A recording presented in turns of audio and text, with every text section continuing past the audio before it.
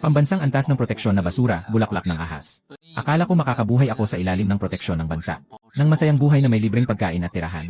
Ngunit hindi ko inasahan na may mga tao. Nasusubok sa batas at gagawing sabaw ng ahas ako. Ngunit sa kabutihang palad, sa oras ng panganib. Naging gising ako sa sistema ng pagsipsip at ebolusyon. Na hindi lamang makakapag-evolve sa higanteng titan na 0 metro ang haba. Maaari pang mag-evolve bilang isang lava python na natutunaw ng lahat. Kahit na ang di mamatay na. Dragon na sumisipsip ng langit ay maaaring magtagumpay sa ebolusyon. Ngunit sa sandaling ito, ako ay mahigpit na nakagapos sa isang malaking pang-igpit sa aking 7 pulgada. Hindi ako makagalaw. Nais ko sanang lumaban. Ngunit ako ay itinapon sa isang kawayan na basket. Ang ahas na ito ay talagang mataba. Tinatayang 4 o 5 kilo. Sa ating daking siyan, bihira lang ito makita. Sobrang taba. Magluto tayo ng sabaw ng ahas sa gabi para makabawi. Makabawi ng ano? Iwanan na lang ito para sa mga bisita, malaking kita ang makukuha. Tapos na, tapos na. Naging ahas na cauliflower na nga lang. Kailangan pang gawing sabaw ng ahas. Hindi tama. Ang ahas na cauliflower ay isang pambansang protektadong hayop. Hindi pwedeng hulihin ang ligaw. Hindi pwedeng ipagbili. At higit sa lahat, hindi pwedeng gawing sabaw ng ahas. Nagsasayaw kayo sa pulang linya ng batas. Sayang, wala akong tinig. Hindi ako makapagsalita. Hindi ko magawang magpaliwanag tungkol sa batas sa 2 taong nanghuhuli ng ahas. Pero sa usapan nila, nabanggit ang daking siyan. Nalaman ko na hindi kalayuan ang bahay ko mula dito. Baba tayo, baba. May ahas dito. Malaki ang kita ko ngayon. Hintayin mo ako sandali. Kakatapos ko lang mag-send ng litrato ng ahas sa grupo. Diretso itong si Boss Lee nag-transfer. Kailangan daw bukas ng gabi para uminom ng sabaw ng ahas. Nang marinig ito, pinilit kong igalaw ang katawan ko. Gusto kong makawala sandali. Ngunit napakatibay ng basket na ito. Maliban sa pag-iling sa hangin ng 2 beses. Wala nang ibang reaksyon. Makinig kayo, 2 manghuli ng ahas. Nagtatawanan habang pinag-usapan kung paano lutuin ang ahas na sabaw. Lalong akong natatakot. Naulit ang buhay ko at ganito pa ang naging katapusan. Nasa tamang antas na ang takot ko. Bukas na ang bagong panimula para sa mga baguhan. Isang patak ng dugo ng simulang dragon. Template ng pagsasanib ng tubig. Isang module ng atomic breath. Agad akong naging masaya. Ang simulang dragon ay ama ng lahat ng dragon. Isang makapangyarihang nilalang sa mga alamat. May ganitong dugo ng simulang dragon. Kailangan ko lang itong sumipsip. Mabilis na makaka-evolve mula sa ahas na gulay papuntang Diyos na dragon. Agad akong masayang naghanap sa aking espasyo. Nahanap ko ang nagliliwanag na sanga-sangang dugo ng simulaing dragon. Tahimik na binanggit ang paggamit. Masyadong mababa ang antas ng host. Hindi magagamit ang dugo ng simulaing dragon. Putang ina. Kailangan ko na lang bang maghintay na gawing sopas ng tao? Pero buti na lang at magagamit ang 2 bagay na ito. Ang template ng tubig para sa ebolusyon ay nagtakda sa akin. Sa susunod na panahon ng direksyon ng ebolusyon, ang Atomic Breath Module ay nagbigay sa akin ng paraan ng atake. At ang mga puntos ng ebolusyon ay maaaring magpataas ng antas, na makukuha sa pamamagitan ng pagsipsip ng ibang mga nilalang. Ang takot na halaga ay maaaring ipagpalit para sa mga kahon ng kayamanan. Ang pagpaparamdam ng takot sa mga matatalinong nilalang ay makakapagbigay ng gantimpala. Nasa kaguluhan ng isip ko. Iba't ibang mga ideya ang dumating. Hanggang sa may naramdaman akong panginginig. Dinala ako ng mga manghuli ng ahas sa isang farm na nag-specialize sa mga pagkaing ligaw. Talagang inaalagaan ako ng 2 manghuhuli ng ahas. May malaking bato na nakapatong sa takip ng kawayan. Takot na takot silang makatakas ako.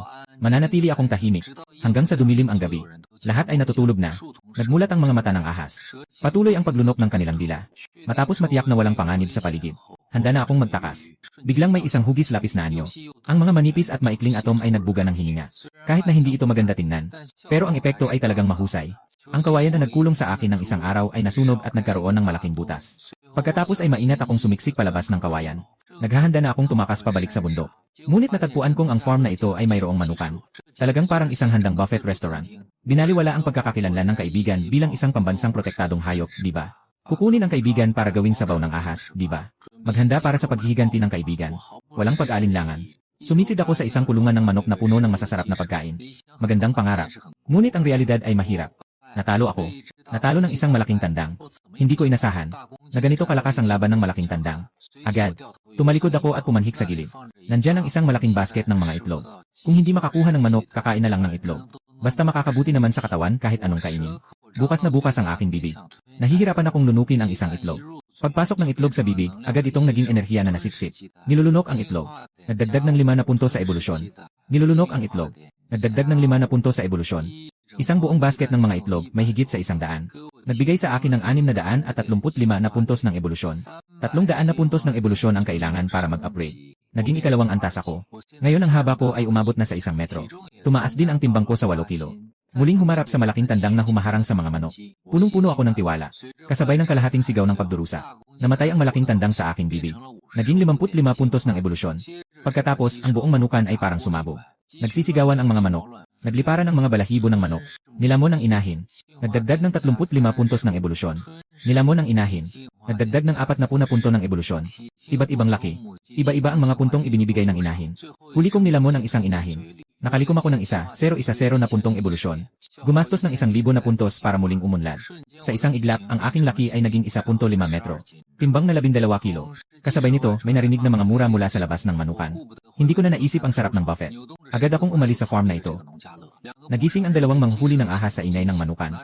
Hawak ang flashlight at bakal na panghuli, tumakbo sila papunta rito. Tumingin sila sa manukan na walang bakas ng dugo. Walang laman ang manukan. Bigla nilang naisip na sila'y mga bata pa. Kwento ni Lola tungkol kay Wong Taisin. Nagkatitigan ang dalawa. Sumisigaw sila at mabilis na tumakbo pabalik sa bahay. Nagdagdag ng 250 sa takot ni Cheng Hongbo. Habang ako ay pilit na umaakyat sa malaking bundok mula sa mga damo, bigla akong nakatanggap ng abiso. Ngayon ang tamang panahon para palakasin ang lakas. Wala akong pagdududa. Diretsong palitan. Buksan ang tanso na kahon. Kumuha ng modul ng ngipin ng lason. Kapag naload ang ngipin ng lason, makakabuo ng 4 na ngipin ng lason. Ang lason ay 50 beses na mas malakas kaysa sa lason ng kobra. Isang malaking tulong. Nangangamba ako na kulang ang aking paraan sa panghuhuli sa bundok. Ngunit ngayon may ngipin ng lason na ako. Pagpasok sa Daking Mountain parang isang gutom na tigre na pumasok sa kulungan ng mga tupa. Kumakain ng kumakain. Ang pag-unlad ay parang sumakay ng rocket, mabilis na tumataas. Sa loob lang ng ilang araw, umakyat na sa level 5. Naging 3 metro ang haba. Timbang ay 55 kilo. Lumampas na sa limitasyon ng bunga ng repolyo na ahas. At habang patuloy na lumalaki ang aking katawan, nagkaroon din ako ng kakayahang pang-snake na tinatawag na death coil, na nagbibigay sa akin ng paraan upang pisilin ang mga katamtamang ligaw na hayop. Sa aking kasalukuyang sitwasyon, napakahirap na manatili rito at mag-evolve. Halos naubos na ang mga maliliit na hayop sa paligid. Ang 20,000 na evolution points ay talagang nakakabaliw. Kailangan ko pang magpatuloy sa pag-evolve. Kailangan pumunta sa mas mataas na lugar para manghuli ng mas malalaking hayop. Sa oras na ito, may narinig na maingay mula sa malayo. Mga pamilya, ngayon, dadalhin ko kayo upang tuklasin ang Dakinshan. Mangyaring buksan ang inyong mga mata at samahan ako sa pagsaksi sa mga himala. Ang pamumuhay sa kalikasan ay isang napakakomplikadong bagay. Huwag subukan ng mga ordinaryong tao. May mga espesyal na kasanayan si Wild Away. Mga pamilya, tingnan nyo, may isang mangkok ng wild na sinangag sa mga damo sa harap. Nagsisiga pa. Sama-sama tayong hulihin ito. Hindi gaanong kilala si Away, ang host. Ngunit sobrang paborito ng mga tagahanga.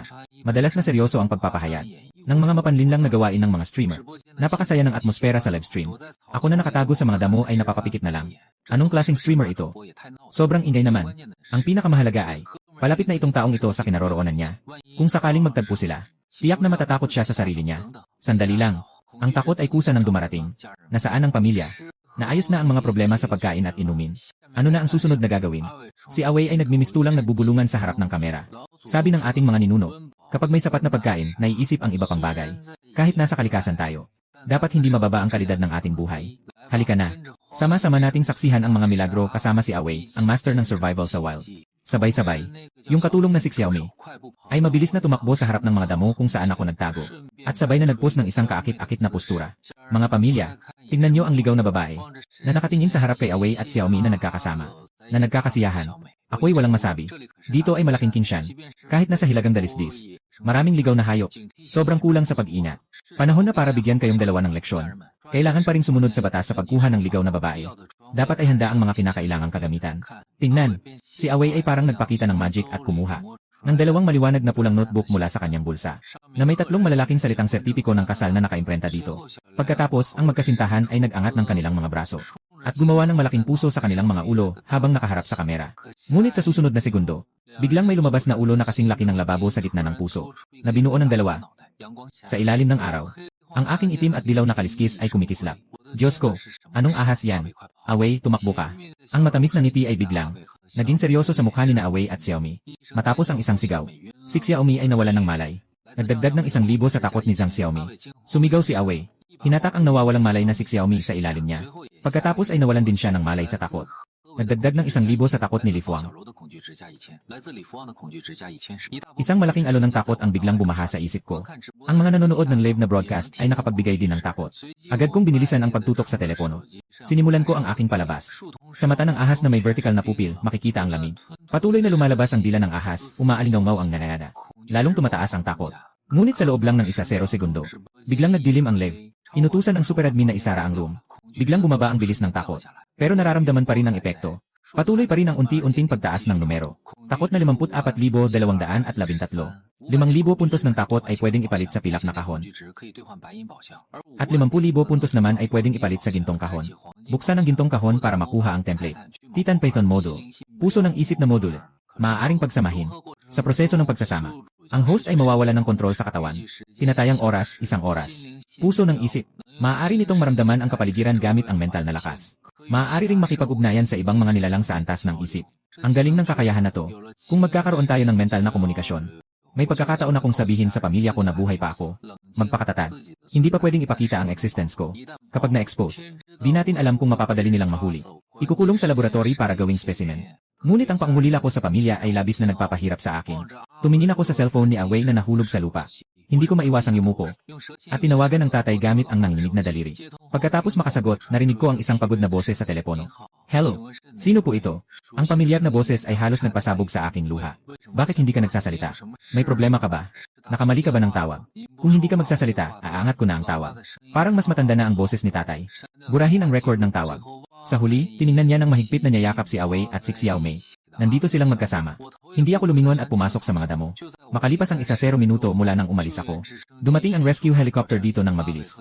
Si Away at si Xiaomi ay naging tanyag na. At pagkatapos gumugol ng kalahating araw, sa wakas ay nakahanap ako ng isang ligtas na yungib. Agad akong nagsimulang pagsamahin ang template ng Titan Python.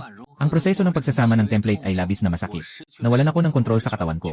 Pero malinaw kong nararamdaman ang pagbabago sa katawan. Patuloy na inaayos at pinapahusay ang mga gen kahit sa pinakailalim na antas. Na ang buong katawan ay dumaan sa proseso ng pagbagsak at muling pagbubuo. Pagkatapos ng 1 oras, tapos na ang pagsasanib. Nakuha ko muli ang kontrol sa sarili kong katawan. Biglang sumilong ang isang hindi maipaliwanag na kasiyahan sa buong katawan. Ako ay may mata na parang ahas na may vertical na pupil. Nagniningning ng maliwanag. Ang malaki kong katawan ay lalo pang lumaki. Sa huli ng ahas na may kasamang sisiyo, may dala itong isang espiritu ng isang mabagsik na mabangis na hayop. Suriin ang aking kalagayan. Nalaman ko na ang aking lahi ay naging isang Titan Python. At matapos ang pagsasanib, ako'y naghahanda ng umalis sa aking taguan. Naramdaman ko ang isang panginginig sa paligid. Nakaon ang aking mental na signal. Natagpuan ko sa labas ng yungib isang napakalaking baboy ramo na nag-ukit ng lupa. Matagal na akong gutom dahil sa sunod-sunod na ebolusyon. Hindi ko palalagpasin ang pagkakataong ito na may dumating na pagkain. Biglang akong bumaba mula sa kuweba. Tumaas ang aking ulo ng mataas. Humihip ang dila ng ahas. Ang hising ay nakakatakot. At yung baboy ramo na kusa pang pumunta sa akin. Punong-puno ng marahas at matinding galit ang maliliit nitong mata. Parang kakaiba itong baboy ramo na ito. Sobrang laki nito, hindi ba? Umabot ito ng 3 metro ang haba. Ang timbang ay hindi bababa sa 500 kilo. Sa palagay ko, ang pinakamalaking baboy ramo na nakita ko ay hindi lalagpas sa 2 metro ang haba. Mga 2 hanggang 300 kilo. Hanggang sa nakita ko ang mukha nitong baboy ramo sa harap ko. Punong-puno ng patay na dugo at mga pira-pirasong karne. Doon ko tuluyang napatunayan na totoong nakatagpo ako ng halimaw. Kailan pa nagsimulang kumain ng karne ang baboy ramo? Sa oras na ito, ang baboy ramo na ito ay malinaw na may problema. Ay biglang umatake. Parang isang tangke na sumugod sa akin. Ang dugong buhos na liwanag ay patuloy na kumikislap sa kanyang mga mata. Wala akong panahon para mag-isip. Agad akong lumiko at umiwas sa 2 malaking pangil ng baboy ramo. Ang makapal na katawan ng ahas ang pinakamahusay na panali. Matapos ang malakas na sigaw, nadapa ito sa aking katawan.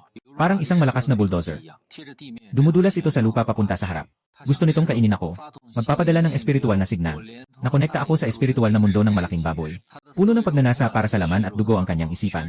Lahat ay tungkol sa pagnanasa sa pagkain. Ang malaking baboy ramo na naghasik ng malalim na hukay sa lupa ay tumayo. Nanginig ang kanyang medyo nahihilo na ulo. Lumiko siya. Tinutukan ang kanyang mga pulang mata. Sumigaw at sinimulan ang pangalawang pagsalakay. Sa aking mga mata na parang ahas, may malamig na pakiramdam. Mabilis na nag-iisip sa isipan ng mga paraan. Ini-imagine ang iba't ibang paraan para talunin ang kalaban. Ang doble kong kahinaan sa laki at timbang. Nawawala ang karamihan sa aking mga paraan ng pakikipaglaban. Sa sandaling iyon, napagtanto ko. Nakulang ang aking mga paraan ng atake. Kahit natiyak na mapapatay ng atomic breath ang kalaban. Pero sobrang malakas ang gastos. Sa aking kasalukuyang sitwasyon, isang pagkakataon lamang. Harapin ang nagmamadaling malaking baboy ramo. Talagang hindi ko maintindihan. Akala ko may mga suplemento na darating sa akin. Bakit ngayon ito naging laban para sa buhay? May mga baboy ramo na kasing laki ng bundok, na may karanasan ng madapa. Ang pangalawang pagsalakay ay malinaw na may kasamang pag-ingat. Kasama ng malamig na hangin ng bundok. Muli itong tumama sa aking nakatayo na katawan. Ang liksi na katangian ng ahas ay nagbigay daan sa akin upang madaling makaiwas. Ngunit sa susunod na sandali, biglang umikot ang malaking baboy ramo. At gumawa ng isang galaw na may nakataas na pangil. Kasabay ng tunog ng makapal na tela na pinutol. Bigla, nagkaroon ako ng isang sugat na kasing lapad ng daliri. Ang natatanging amoy ng dugo ng ahas ay kumalat sa hangin. Muli, isang malaking baboy ramo ang umuungol sa lupa. Humihinal, nararamdaman ang matamis na amoy. Ang kanyang mga mata ay lalong namumula. Ngayon na, pinipigilan ko ang matinding sakit at bigla akong tumalon. Tumutok sa malaking baboy ramo na nakabaon sa lupa. Para labanan ang ahas. Mayaman ang karanasan ng malaking baboy ramo. Walang iba kundi ang magpakaipit. At pisilin ng buong lakas. Isang pagmamataas na tanging mga matatalinong nilalang ang may ganito. Na lumitaw mula sa kanyang maliliit na mata. Hindi ito inaasahan. Parang ako'y isang Diyos na bumaba sa lupa. Hindi ko siya niyayakap, kundi binuka ko ang aking bibig at tinutok sa kanya. Ang kanyang matigas at matabang ulo, na may 100,000 degree na nakakatakot na init ng atomikong hininga, na agad na sumunog sa kanyang ulo. Ang kakayahang pumatay ay nakakatakot ng ganito. Ang malaking baboy ramo na parang bundok ay agad na namatay. Ang amoy ng sunog ay mabilis na kumalat sa hangin. At patuloy na nakabukas ang aking espiritual na signal, na nagmamasid sa mga iniisip ng baboy ramo. Sa sandaling ito, puno ako ng pagdududa. Ang baboy ramo na ito na kumakain ng karne, ay hindi lamang labis na mabangis, kundi napakamatalino rin. Sa sandaling kamatayan, puno ito ng gulat at hindi pagsang-ayon sa isip nito. Kahit sa huling sandali ng buhay, nakita ko pa rin sa kanyang isipan, isang baboy ramo na may isang kulungan ng mga batang baboy sa ulo. Ang ganitong humanized na pag-iisip ay malinaw na hindi makatwiran. Pagkatapos ay hindi na ako nag-isip pa. Agad kong sinuri ang sarili kong kalagayan. Sa wakas ay umabot ng 3 metro. Ang haba at hindi ito lumiit. Sa halip ang mga naipon na evolution points ay nabawasan ng 2,000. Pagkatapos ay galit akong tumingin sa malaking wild boar. Binuka ko ang aking bibig at matinding kumagat. Sa karne ng mutated wild boar, nagdagdag ng 356 evolution points. Nilamon ang karne ng mutated na baboy ramo. Nagdagdag ng 356 na evolution points. Hindi ko akalain na ang malaking baboy ramo ay makapagbibigay ng ganito karaming evolution points. Bawat kagat ay parang nilamon ang 1-0 malaking tandang. Habang tinitingnan ang mabilis na pagdami ng evolution points, ang dapat sana'y malamig na mga mata ng ahas ay masayang sumikip na parang siwang. Sa isang iglap parang isang maliit na bundok. Ang baboy ramo ay natunaw sa akin. Binigyan niya ako ng 36,785 na puntos sa evolusyon. Mag-upgrade. Gumamit ng 20,000 puntos sa evolusyon. Naging level 6 ako. Ang haba ng katawan ko ay umabot na sa 5 metro. Pero sa susunod na upgrade, kakailanganin ko ng 50,000 puntos sa evolusyon. Kung sakaling maipon ang buong pamilya ng malaking baboy damo, dapat ay swak na. Pagkatapos ay ikot ko ang katawan ko, patungo sa isang kuweba sa paanan ng bundok. Sa hilaga ng Daking Mountain, may isang kakaibang lalaking nasa katandaan, na nagmamadaling naglalakad. Nasuot niya ang isang maluwag na sportswear. Nakaipit ng mahigpit ang hoodie sa ulo. Habang abala ang lalaking nasa gitnang edad sa pagtutok sa daan, biglang lumitaw sa harap niya ang isang matalim na espada. Isang matandang nakasuot ng sira-sirang damit ng daan. Ang lalaking nasa gitnang edad na mabilis na tumatakbo ay biglang huminto, na parang nilalabag ang batas ng pisika. Bakit ka nagmamadali? Saan ka pupunta? Ang matandang may dalang espada ay nakangisi ng may pilyo. Nakita na si Daozhang Kingsong. Nang makilala si Mongheng Buji, tinanggal niya ang kanyang hood. Nais ng abang monghe na umakyat sa bundok para mangolekta ng ilang halamang gamot. Ang pagkikita sa Daozhang ay talagang kapalaran. Nakaayos ka ng ganyan para umakyat sa bundok at manggamot. Mukhang may itinatagong lihim ka sa iyong disipulo, hindi ba? Nakikita mo ba ang galit sa mukha ng monghe? Kaya't nagwagayway lang. Naglalaro lang. Sakto, kailangan ko ring umakyat sa bundok para mangolekta ng gamot. Bakit hindi tayo magkasama sa paglalakbay? Mabuti na rin na may kasama. Walang problema. Nakita mo na ba ang balita? May malaking ahas sa Dakingshan. Grabe ka talaga. Kailangan mong maging maingat. Huwag kang mapasagupan ng malaking ahas na yon. Maagang pumunta na para makipagkita sa bodhanyo. Galit na galit ang abot, pawis na pawis sa ulo. Tahimik na nagtatawa si Lolo Kingsong. Tarantadong balbas. Sinasabi pa na pumunta sa bundok para manghuli ng gamot. Hindi pa ito ang malaking ahas sa bayan. Nagbago na ang mundong ito. Kahit ang mga ahas sa bundok ay halos nagiging espiritu na. Kung mahuhuli ko lang ito, ang laman at dugo ng ahas ay maayos na maihahanda. Tiyak na ito ay isang napakabihirang gamot. At wala akong kaalam-alam na ako ay pinagmamasdan na. Nagtutulak ng aking malaking katawan sa mabilis na paggalaw sa kagubatan. Pagkatapos ng ilang sandali, umakyat sa isang burol ng lupa. Tumayo ako ng tuwid. Nagtutulak ang dila ng ahas. Kinokolekta ang pheromone sa hangin. Kasabay nito, bukas ang buong lakas ng sensing signal. Hinahanap ang lokasyon ng inababoy at mga supling nito. Sa susunod na sandali, may alon sa hangin na naririnig. Natagpuan na ang pamilya ng mga baboy ramo. Sa damuhan na 500 metro mula sa yungin, isang malaking inahing baboy ramo ang nakahiga at nagpapaaraw. Sa paligid nito ay may 10 maliliit na mga piglet na nagsisipagkagat sa katawan ng isang usa. Talagang nagbago na ang buong pamilya. Ano kaya ang naging sanhi nito? Baka hindi sila magkasakit sa pagkain ng mga ito. Ngunit isipin mo ang pagkain na nilulunok mo. Agad na nagiging enerhiya. Naging mga punto ng ebolusyon. Hindi ko na ito alintana. Agad akong nag-isip kung paano patayin ang kalaban sa pinakamaliit na gastos. Sa laban kanina, nasugatan ang aking tiyan ng pangil ng malaking baboy ramo. Halos na akong napatay. Yung karanasang nasa bingit ng buhay at kamatayan. Ayaw ko nang maranasan ulit. At kung makipaglaban ako sa inang baboy ramo, yung mahigit 10 mga biik na parang gutom na lobo, baka sabay-sabay akong atakihin. Matapos mag-isip ng kaunti, bigla akong nagkaroon ng ideya. Naisip ko ang bagong gamit ng Kakayahang pangunawa ng isip. Agad na tinutok ni Yaw Yaw ang isang buhos ng dugo na masayang kumakain na batang baboy ramo. Kasama ng kamalayan nito, dahan-dahan niyang ipinasa ang ilang mga isip. Biglang huminto ang batang baboy ramo sa pagkain. At nagulat na itinaas ang ulo upang tingnan ang paligid. Yung batang baboy ramo ay kumikilos gamit ang apat na maikling paa. Dahan-dahang lumalapit sa aking tabuan. Sa huli ay nilamon ng isang kagat. Naging punto ng ebolusyon. Monggol sa pagbabago ng batang baboy ramo. Ebolusyon puntos panandang pandagdag 1,002. Ang nice mind beacon talaga ang angkop. Lubos akong masaya. Tumaas na sa antas 7, ayos na ito. Nagiging isang estranghero na nang-akit sa mga walang muwang na bata. Isa-isang kinakain ng mga usa. At saka nilulunok. Nilulunok ang mga batang baboy ramo. Dagdag na mga punto ng ebolusyon. Sa isang iglap, nilunok ko na ang 8 batang baboy ramo. Sa wakas, napansin ng inang baboy ramo na may kakaiba. Gumagamit ng matitigas at maikli na mga paa upang suportahan ang sarili. Tumayo ang katawan na parang bundok. Isang mababang ungol ang umabot mula sa kanyang bibig. Iyon ang tawag sa mga biik na umuwi. Ngunit bukod sa 7 biik na maayos na nakatipon sa kanyang paligid, wala nang ibang mga supling na lumabas. Nagsimula nang mag-alala ang kanyang mga mata. Lumalakas ang sigaw ng mga kutitap na tila tumatawag. Ngunit wala pa ring tugon. Nauunawaan na maaaring hindi nababalik ang mga biik. Biglang naging dugong pula ang mga mata ng inang baboy ramo. Sa kanyang utos, agad na tumakbo ang natitirang 7 biik. Pabalik sa yungib na hindi kalayuan upang magtago. At alam ng inang baboy ramo na malapit lang. Nakatagong mapanganib na manghuli. Pagkatapos ay nagsimula itong maghanap. Sa amoy na iniwan ng mga biik ng baboy ramo patungo sa aking taguan. Ayaw kong makipaglaban ng harapan. Bago pa man lumapit ang inang baboy ramo, bigla akong tumayo ng tuwid. Ang mga mata ng ahas na may patay na tingin ay nakatuon sa inang baboy ramo na naghanap. Ang malamig at tahimik na tingin ay puno ng hamon. Laway ng ahas ang dila. May ingay na gayada. Walang takot na nailalabas ang amoy ng mandaragit. Pag nakita ng baboy ramo ang akin, bigla siyang umatake. Epektibo ang taktika ng pang-intriga. Umikot ako at tumakbo palayo. Sa nakaraang laban ko sa malaking baboy ramo, nalaman ko na ang bilis ng mutant na baboy ramo ay hindi talaga kalakasan. Maaaring hindi ito mabagal sa tuwid na takbuhan.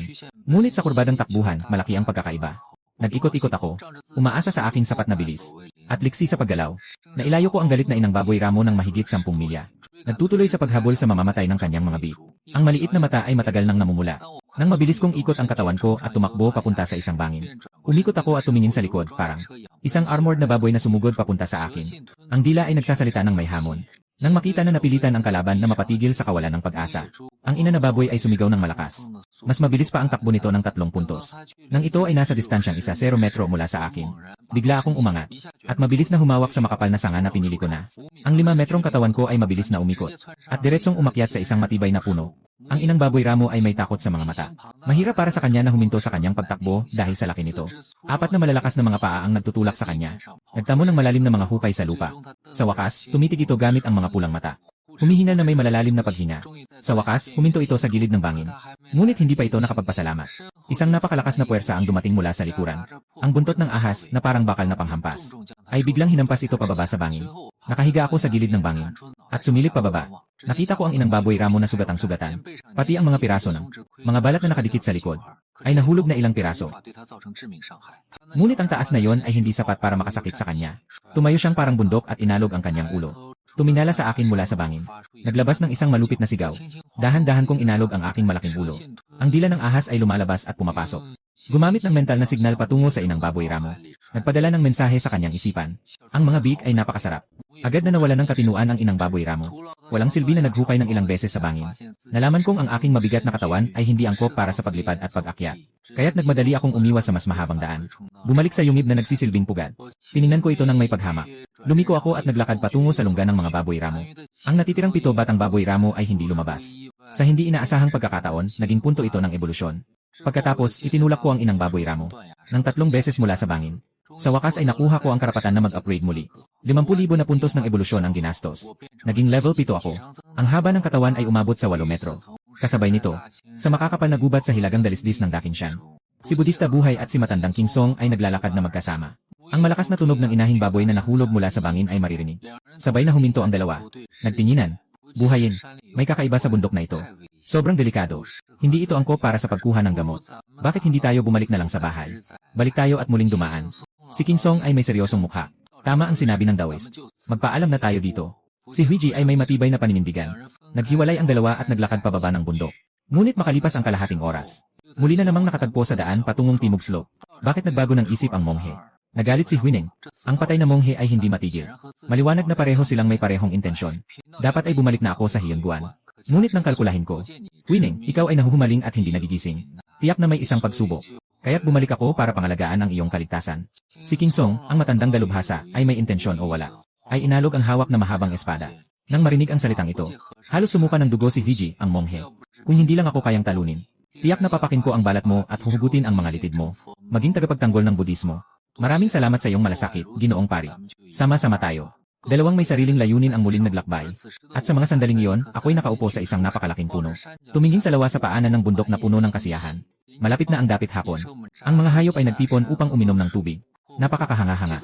Habang tinitingnan ko ang aking bodega, biglang sumabog ang tahimik na ibabaw ng lawa. Isang pulang lubid ang sumiklab mula sa tubig. At umikot sa isang kambing na nakayuko at umiinom. Agad itong hinila papasok sa lawa. Ano bang klaseng bagay yon? Mabilis kong itinaas ang aking ulo na kasing laki ng gilingan. Tumingin sa malayo. Sa ilalim ng madilim na ibabaw ng lawa, may isang madilim na anino na unti-unting gumagalaw. Hindi maliit ang laki ng anino na yon. Higit pa ito sa mutant na baboy ramo. Baka may mas maraming mutant na hayop sa protektadong lugar ng Yunmengs. Sa malalim na bahagi nito, nakatitig lang ako sa ibabaw ng lawa, nakatunganga. Biglang lumiwanag ang mata ko na parang ahas na may vertical na pupil. Ang mga mata ko na puno ng pumatay na galit ay naglalabas ng dalawang malabong berdeng liwanag. Naalala ko na, yung pulang-pulang tali na nakita ko na. Noong bumaba ako sa tubig para magligtas. Dapat sanang magaling na ako sa paglangoy. At sana ay ligtas na nakarating sa pampang. Pero may isang bagay na kumakapit sa aking ankle. At pagkatapos ay nahatak sa malalim na tubig. Sa wakas, alam ko na kung paano ko pinatay ang sarili ko sa pagkalunod. At naging sanhi ng pagkakaroon ng ahas na cauliflower. Ang ganitong nakakatakot na halimaw ay nasa Yunmengs, na kumikilos sa mga tubig ng natural na reserba. Baka ang mga magulang at nakababatang kapatid ko ay pumunta sa tabi ng tubig para mag-alay sa akin. At sa gayon ay makatagpo ng panganib. Isang-isa, ang mga tanong ay sumisibol mula sa kailaliman ng aking isipan. Hindi ko na kayang magtagal. Kumilos siya patungo sa tabi ng lawa sa paanan ng bundok. Kasabay nito, nakatayo si Huiji at ang matandang Daoist na si King Song. Sa gilid ng bangin walang imik. Bilang mga bihasang tao sa Xuanmen, natural na napansin nilang dalawa ang mga baka sa lupa. Isang napakalaking baboy ramo ang tinamaan ng isang uri ng. Hindi lang isang beses na itinulak sa bangin ang bagay. Sa huli, nabali ang mga buto at mga kalamnan. At tuluyang nawala ang buhay. Ipinapakita ng mga baka sa lupa na ang malas na wild boar na ito ay tinatayang may timbang na humigit kumulang 1,000 libra. Ang mga bakas na paikot-ikot ay nagbubunyag ng aking pagkakakilanlan. Ang tunay na salarin sa pagkain ng wild boar ay halatang kilala na. Parang sabay na naging bulag ang dalawang bihasang ito. Walang sinuman sa kanila ang nagpasimula ng usapan. Ngunit pareho silang may isang naiisip. Kayang lunukin ang isang baboy ramo na may bigat na libu-libong kilo. Gaano kaya kalaki ang higanting ahas na yon? Dahil sa takot na dulot ng monghe na hindi nag-ina. Biglang lumitaw na pahiwatig na nagdulot sa akin ng pagdududa. Wala naman akong ginawa. Nakatago sa malalim na gubat. Bakit may nakaramdam ng takot? Iling ang ulo. Ipagpapatuloy ko ang lakad papunta sa lawa. Tunay na mapanganib ang bundok. Kulang ako sa lakas. Ako'y magpapaalam na. Ang mata ni Monk na si Jai ay kumikislap. Nakatigatig ang katawan. Handang tumalon anumang oras. Tumalon sa tabi upang makatakas. Huwag mag-alala. Ngayon, may mga mabangis na hayop sa bundok. Baka hindi ligtas ang mag-isa. Mas mabuti pang sumama ka sa matandang tao sa paghahanap ng mga damo. Mukhang malungkot ang matandang King Song. Ang mahabang espada sa kamay ay humuhuni. Si Huiji na monghe ay nalock ng enerhiya. Nagtataglay ng pawis sa noo. Ang kanyang damit sa likod ay basang-basa. Ang lakas ng matandang monghe na ito ay talagang matindi. Huwag mong pilitin ang tao, Daoist. Ang makilala ang maling landas at bumalik ay nagdudulot ng kalayaan. Hindi kita marinig kung hindi mo ako pinapansin. Pagsusugal sa sariling buhay. Agad na kumilos ang matanda. Para parusahan ang iyong master. Bago pa man matapos ang salita niya, biglang lumitaw ang berdeng mangga. Ang tunog ng paghila ng espada ay parang dragon na sumisigaw. Sumabog ang dugo. Matapos ang isang nakakagulat na atake. Sa tuktok ng bangin, tanging ang matandang pino ang naiwan. Parang hindi pa niya naiaalis ang kanyang mahabang espada. Ngunit may isang kalat na dugo sa lupa. Si Monk Gigi ay sugatan na at tumakbo palayo. Saan pa siya makakatakbo? Tumingin ang matandang pino sa nagliliparang itim na anino sa ibaba ng bangin. Punong-puno ng mapanuksong ngiti sa mata. Hindi ko akalain. Yung mamatay-matay mong guro ay iniwan pa ang proteksyon na talisman. Para sa'yo na isang walang silbi. Sabi niya, sa kanyang hakbang. Para siyang isang ibong nakabuka ang mga pakpak. Diretsong bumaba mula sa bangin. Hinabol niya ang paraan papunta kay Monk Bujay. At sa parehong oras, dumating din ako sa tabi ng lawa. Upang simulan ang aking espiritual na signal. Ang malaking katawan ay dahan-dahang lumusong sa tubig. Ang aking kamalayan ay sumasaklaw sa radius. Na humigit kumulang 46 na metro. Ang halimaw sa tubig ay hindi na makita. Ang amoy ng natitirang nayon ay humina na. Lumangoy ako sa maliit na lawa. Maliban sa mga buto ng mga hayop na nakakalat sa ilalim ng lawa. Wala na akong bagong natuklasan. Wala akong magawa kundi bumalik sa pampang. Sa puntong ito, si Hiji ay humihinal. Ang kanyang damit sa dibdib ay basang-basa ng dugo. Huwag umalis. Huwag tumakbo. Nandyan na ang tubig. Tumalon ka na. Wala na akong magagawa para protektahan ka. Ang boses ni King Song Lao daw ay tila umuugong mula sa malapit. Parang isang masamang espiritu na humihikbi, na nakakaabala sa isip. Sa totoo lang, hindi ako marunong lumangoy. Patay na manggagamot. Ikaw, isang matandang halimaw na isang hakbang na lang sa pagbuo ng pundasyon. Sino ang maniniwala na hindi ka marunong lumangoy? Bakit kailangan pang pumatay ng walang awa, ginoong manggagamot? Sumigaw si Mong Huji sa likuran. Pareho tayong kabilang sa sekta ng Swanmen. Dapat tayong magtulungan. Ngayon, ang malaking pagbabago sa mundo ay nasa ating harapan. Pagliligtas sa mga tao. Ang pagpatay sa mga mabangis na halimaw ang pinakamahalaga sa ngayon. Ngunit ang monghe ay nag-udyok ng labanan sa isa't isa. Talagang mali ito. Sinasabi na hindi dapat pakinggan ang sinasabi ng mga magnanakaw. Ngunit sa araw na ito, totoo nga. Ang maikli at payat na matandang monghe ay dumarating mula sa dilim ng takip-silim. Ang matandang tao na ito, bawat hakbang niya, ay may distansyang halos 10 metro. Anong tulong sa bayan at mga tao? Pagpatay sa mga mabangis na hayop. Hindi ka ba nahihirapang isipin ang katawan ng higanteng ahas? Kung wala tayong ibang tao dito, huwag na nating pag-usapan ang mga walang saysay na salita. Nais kong tanungin ka. Pumasok ka sa bundok ngayon para manghuli ng isang higanteng ahas na nagkamalay. Hindi ba? Gusto mong manghuli ng ganitong espiritual na hayop para balatan at tanggalin ang laman at gawing gamot upang mapataas ang iyong kakayahan. O hindi. Lahat ng 3 disipulo ko ay namatay sa kamay mo. O hindi. Mambabatas, pakinggan mo ako. Ang espada ay sumiklab na parang dragon. Ang malamig na liwanag ay sumabog. Kapag ang matandang ito ay humawak ng espada, parang kayang putulin ng kanyang espada ang buong mundo. Si Huiji na monghe ay nagpakita ng takot. Kailangan niyang muling buhayin ang kanyang proteksyon na mahika. Nagningning ang liwanag ng ginto. Naharang ang talim ng espada. Ngunit sa susunod na sandali, ang liwanag ng mahika ay naputol. May narinig na sigaw. Sumabog ang dugo. Isang piraso ng kamay ang nahulog sa mga bato sa tabi ng tubig. At sa oras na yon, nagulat ako na nakatago sa ilalim ng tubig. Sila kaya ang mga kilalang eksperto sa martial arts. Bigla kong napansin na nasilip ko ang isang lihim na bahagi ng mundong ito. Hindi nag-ingat. Kung tatakbo ka at lilipat sa tubig, dapat kitang patayin, Daoye, kasama ang buong pamilya ng Changtuo Temple. Isang malakas na sigaw ang huminto kay Bujay sa kanyang pagtalon sa lawa. Sumuko ka na ng iyong mahika. Patawarin kita, hindi kita papatayin. Ibigay mo ang iyong mahika. Mas mabilis kang mamamatay. Hindi talaga naniwala si Bujay sa mga kasinungalingan ng matandang Dao na King Song. Agad siyang lumingon at handang tumalon sa tubig. At that moment, ang dating tahimik na ibabaw ng lawa ay biglang pumutok. Isang higanting sawa na kasing laki ng gulong ay tumayo sa tubig. Ang mga mata nitong may patayong pupils ay kumikislap ng malamig na berdeng liwanag.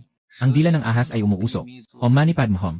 Ang takot mula kay Mong Hujay ay nadagdagan ng 1,200. Tumaas ang takot ni King Song Daoist ng 360. Biglang naging tahimik ang paligid. Sino kayo? Namang istorbo sa aking tahimik na pagninilay.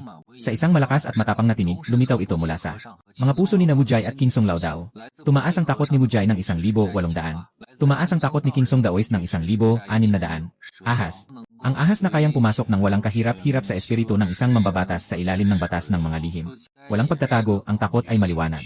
Naglalaro sa isipan nilang dalawa. Ang kakayahan ng biko ng kaluluwa ay isang tuso. Ngayon ay kitang-kita na. Kapag ginagamit ko, hindi makakatakas ang iniisip at nararamdaman ng target. Tapat na ipinapakita sa aking kamalayan.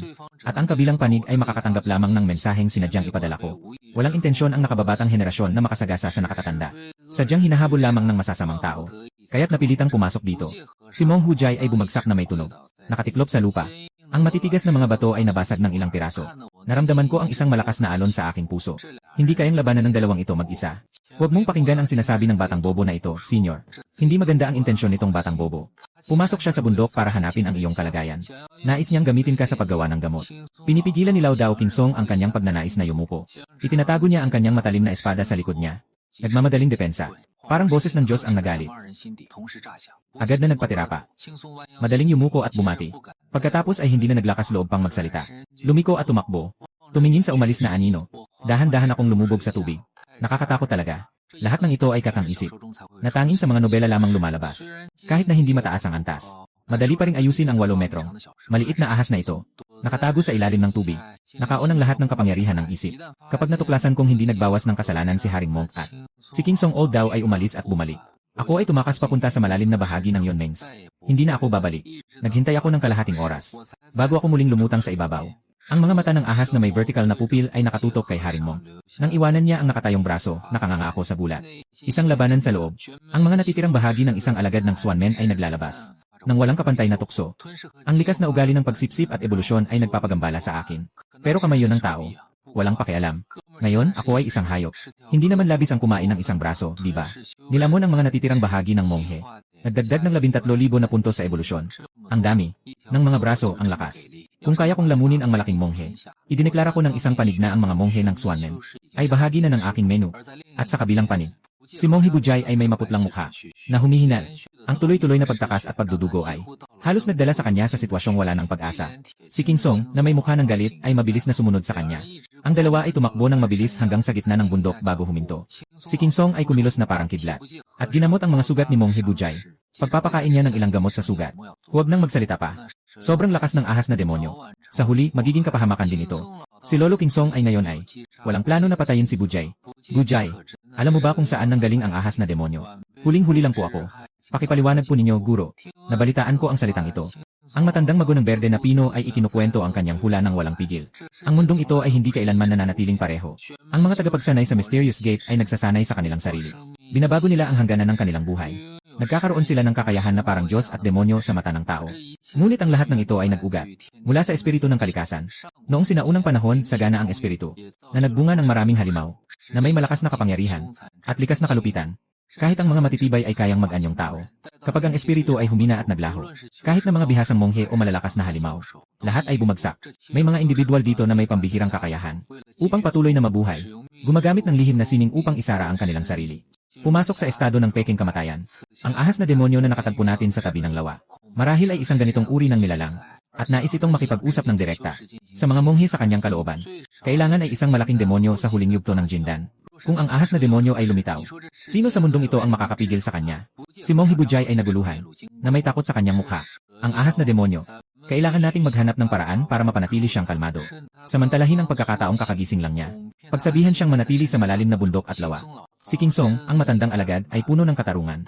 Kapag nagising na ang iba pang mga nakatulog na matatandang guro ng Swanlen, ay imbitahan ang mga matatandang guro na kumilos upang patayin siya. Tama ang sinasabi ng Taoist.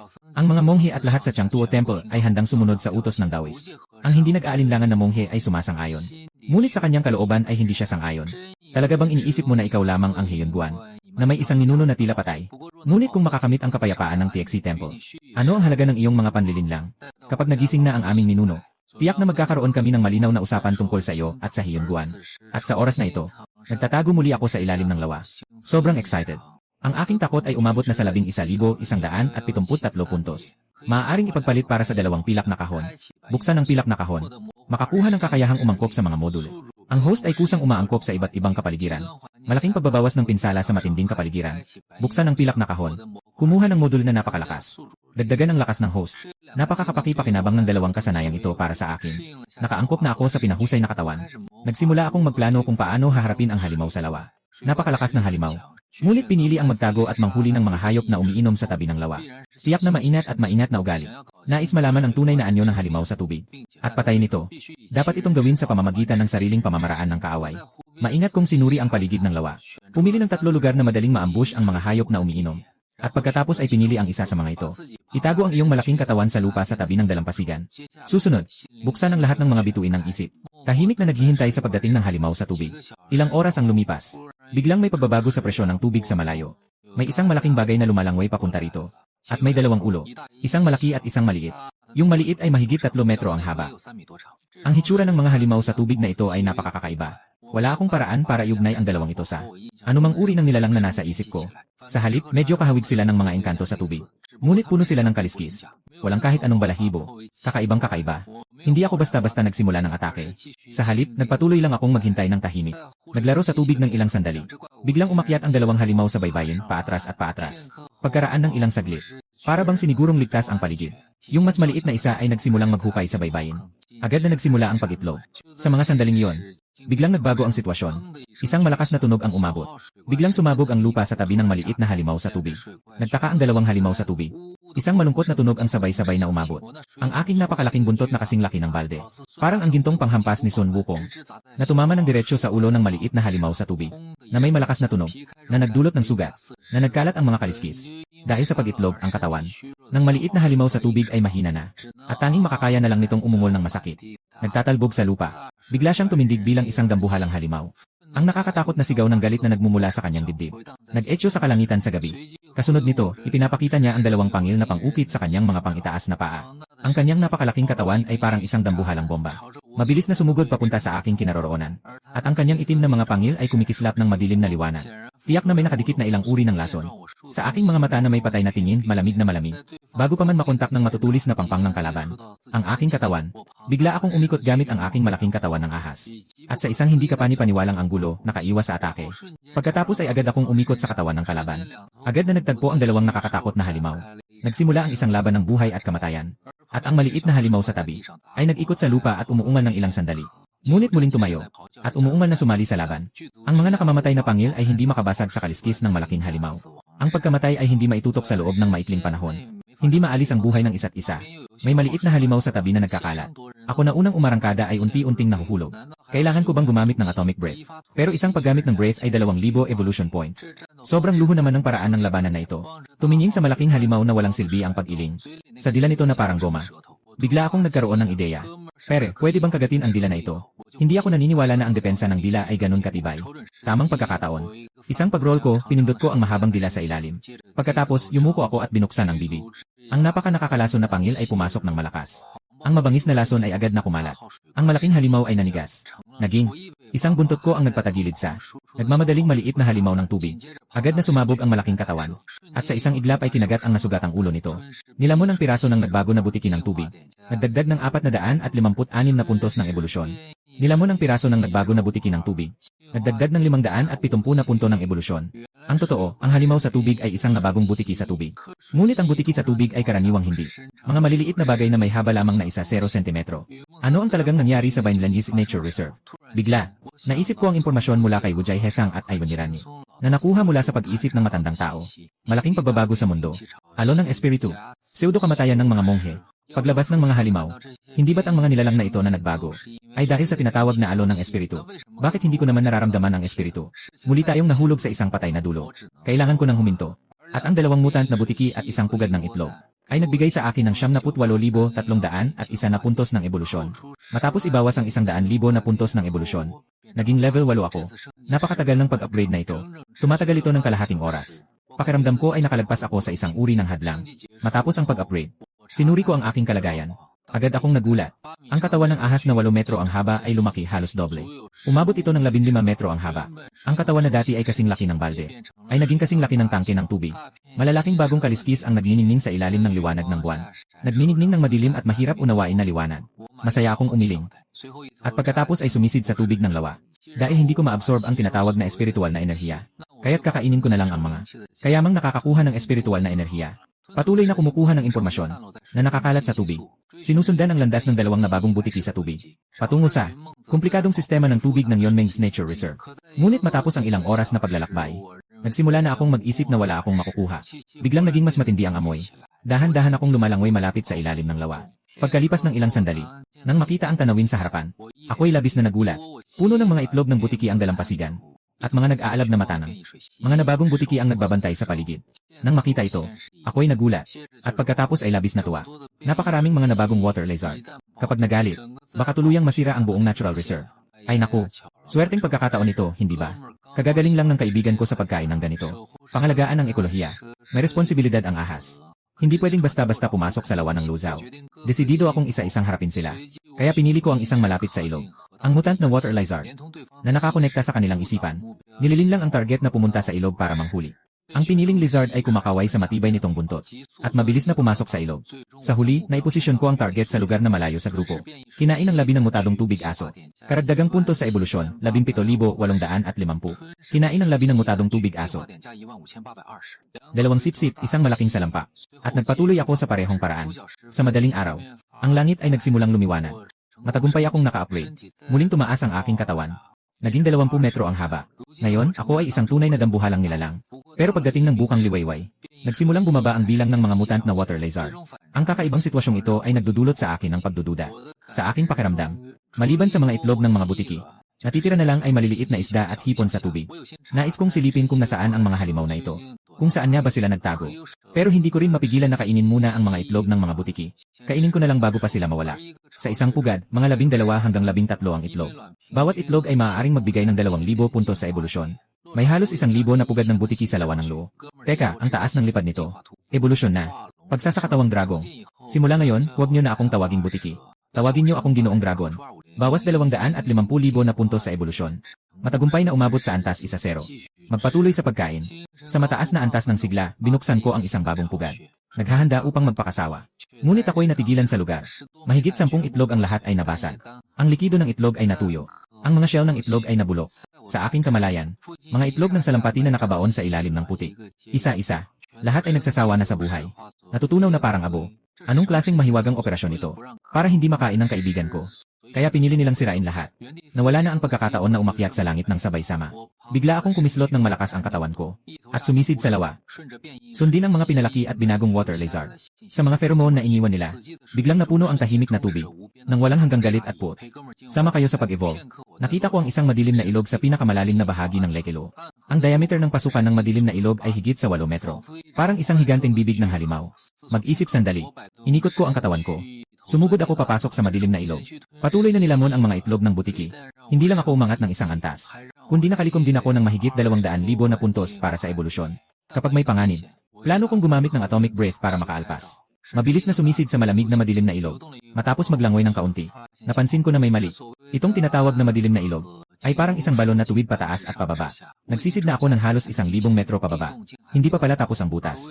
Pero para sa 20 milyon na puntos ng ebolusyon, sige na, bumaba pa ng hindi higit sa 100 metro. Nararamdaman ko ang pagbabago sa agos ng tubig. Tapos na ang butas.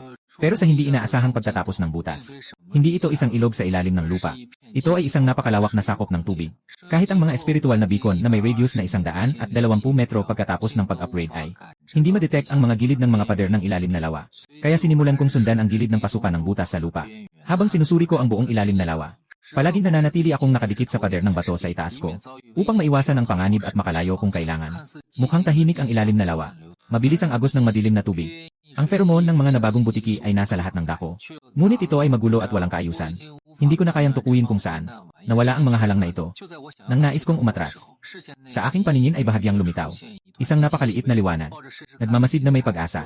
Dahan-dahan akong lumangoy patungo sa liwanag. Habang lumalapit, nabigla ako. Ang tinatawag na liwanag ay isang malaking yungib. Sa labas ng butas ay may hugis mangkok na liwanag. Ang manipis na liwanag na ito ay nakapagpigil sa nakakatakot na presyon ng tubig. At ang loob ng yungib ay maliwanag. Isang hanay ng mga nagbago na butiki ng tubig na maayos na nakaayos. Nakaluhod sa lupa. Nagsimula na akong matakot. Sa malawak na yungib na parang palasyo, mayroong hindi bababa sa 2,000 na nagbago na butiki ng tubig. Habang nag-iisip akong umatras, bigla akong nakatigatig sa napakalaking katawan. Nakikita ang mga butiki sa loob ng kuweba. Nakapako ang tingin sa isang mataas na altar. May 2 tao at isang aso sa ibabaw nito. Isa sa kanila ay isang medyo gwapong binata. At siya mismo ang nakikita kong nasa tao pa. Bakit ako nandito? Hindi, mali. Dapat sabihin na ang bangkay ko. Bakit ako nandito sa kuweba na ito? Kailangan bang hilahin ang sarili sa ilalim ng tubig? Ang nagdulot ng aking kamatayan ay ang mutated na butiki sa tubig. Ang isip ko ay nag-crash. Ano bang nangyayari dito? Sa itaas ng mataas na platform, ang aking katawan ay may magandang kulay. Ang aking suot ay napakaayos. Parang bangkay na nalunod ng kalahating buwan. Kahit na pagkatapos kong mabulat, napansin ko na ang bahagyang pag-uga ng dibdib ko. May hinina pa pala ako. Habang ang aking isipan ay nalilito, mas nakababahala pang nangyari. Nang makita ko na ang mga nagmamakaawa sa kuweba, biglang nanginginig ang mutant na water lizard. Lahat ng butiki ay mabilis na nabubulok at nagiging alikabok sa mata. Sa isang bilis na nakikita ng mata, naging abo. At pagkatapos ay lumitaw ang isang napakalaking nilalang sa ilalim ng mataas na platform. Ito ay isang higanteng butiki na may haba na 30 metro. Ang itsura nito ay mahirap ilarawan. Pinagsama-sama ang maraming katangian ng mga reptilya. Para itong isang nilalang na tinahi-tahi. Malaki ang mga butas ng ilong niya na parang exhaust fan. Lahat ng enerhiya ng mutant water lizard ay naabsorb sa katawan niya mula sa ilong. Kitang-kita sa mata na lumaki pa ang katawan nitong malaking hayop. Mas malaki pa ito kaysa kanina. Ang mga kaliskis sa katawan niya ay naging mas matibay, na parang mga palad ng matanda. Nagmumukha itong metal kapag nasisilayan ng liwanag. Parang ang malaking usok ay nakontento na. Ang malaking butiking hayop ay dahan-dahang bumukas ang mata. Sa pagbukas at pagsara ng mata, nagliliwanag ang malamig na liwanag. Ang malamig na tingin sa mata ay parabang ang Diyos ay nakatingin mula sa itaas sa mundo. Kung nahanap mo na ang lugar na ito, kaibigan, bakit hindi ka pumasok at mag-usap tayo? Isang lalaki na puno ng magnetismo ang boses. Bigla na lamang na pumasok sa aking isipan at nagsalita sa aking isipan. Ang halimaw na espiritu ay nag-ipon ng internal na elixir para makalabas ng salita. Hindi kailanman tumigil ang mga monghe at matandang Taoist na sina Fang Zhu at King Song. Sa kanilang isipan, narinig ko ang impormasyon. Parang agos ng tubig na dumadaloy sa aking puso. Nabigla akong nakatagpo ng tinatawag na Golden Core Great Demon. At lahat ng aking naranasan ay gawa-gawa nitong Golden Core Great Demon. May pumasok sa aking isipan na liwanag. Ngunit hindi ko maintindihan ng malinaw. Bakit ang pangunahing demonyo na may gintong core ay sadyang saktan ang sarili? Naramdaman ko ang pag-unlad sa sistema. Naipon na higit sa 200,000 puntos ng pag-unlad. Ngumuso ako at nagtungo sa kuweba gamit ang aking katawan na parang ahas. Tunay ngang nagkaroon na ng katalinuhan ang maliit na kaibigan. Napakasaya ko. Ang boses ng lalaking nasa gitnang gulang ay puno ng ngiti. Parang nakatagpo ng isang napakahalagang kayamanan. Dumaan ako sa hindi nakikitang manipis na pelikula. At walang hadlang na pumasok sa ilalim ng tubig na yungib. Ang napakalaking katawan na 25 metro ay talagang nagbigay ng paghanga sa malaking demonyo ng gintong elixir. Maliit na kaibigan dahil mayroon ka ng espiritual na talino. Tiyak na nauunawaan mo ang hirap ng pagsasanay. Mayroon akong isang paraan na makakatulong sa iyo na makaalis ng mabilis para makapag-angat agad. Tahimik akong naglakad palayo hanggang sa maipasok ko ang kalaban. Sa saklaw ng aking espiritual na gabay, doon lang ako huminto. Yung unang bahagi, ang katawan ng ahas ay tumayo ng diretsyo. Ang mga mata nitong parang ahas, malamig na malamig. Hinahawakan ng dila ng ahas. Humuni ng maingay. Pagkatapos, nagkakaroon ng koneksyon sa espiritu. Hindi ko alam kung ano talaga ang tinatawag na loob o puso. Kung paano nagkakaroon ng telepatikong pagpapadala ng mensahe. Ngunit ang antas kung saan naroroon ang espiritual na gabay. Malinaw na kaya nitong iwanan ang kalaban ng 18 linyang layo. Praising greed. Kumuha ng espiritual na alaga upang palakasin ang lakas. Buhusan ng balat at kalamnan upang gumawa ng gamot. Puno ng kamalayan ng malaking butiki. Kung paano gawin ang higanteng ahas na ito. Hindi ba't siya ang dahilan kung bakit naging cauliflower snake ako? Kung hindi, bakit hindi siya nakakakilala sa akin? Kaibigan, mag-aral ka ng landas.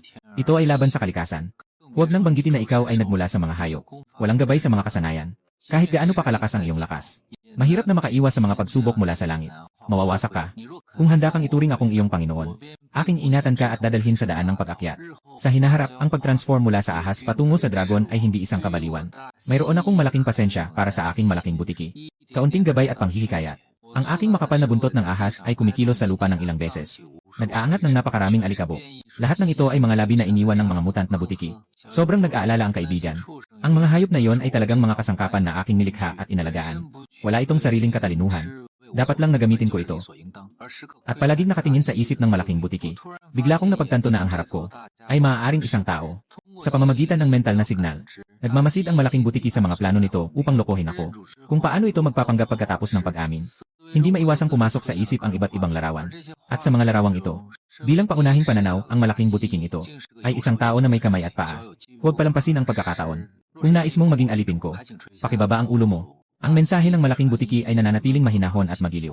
Sumunod ako at ibinaba ang aking ulo. Nakita ito ng malaking butiki at siya ay labis na natuwa.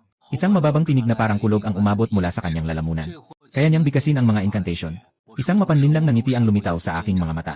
Bago ka bumigkas ng sumpa, maaari bang sabihin mo sa akin kung sino ang batang lalaki sa mataas na plataporma? Ang malaking butiki na nagbigkas ng incantation. Parang isang manok na hinila ang lid. Nag-iingay ng hindi maayos dahil sa kalituhan ng hininga. Mas malala pa nga, sa takot, tumigil ang mahika. Ang puwersa ng backlash ay direktang nanakit sa kanyang loob. Sa pagkabigla mo, nakalimutan ng malaking salagubang na gamitin ang telepatikong pagpapadala ng salita sa puso. Kundi ay nagsalita ng tao. Ang boses ay parang ungol ng baka.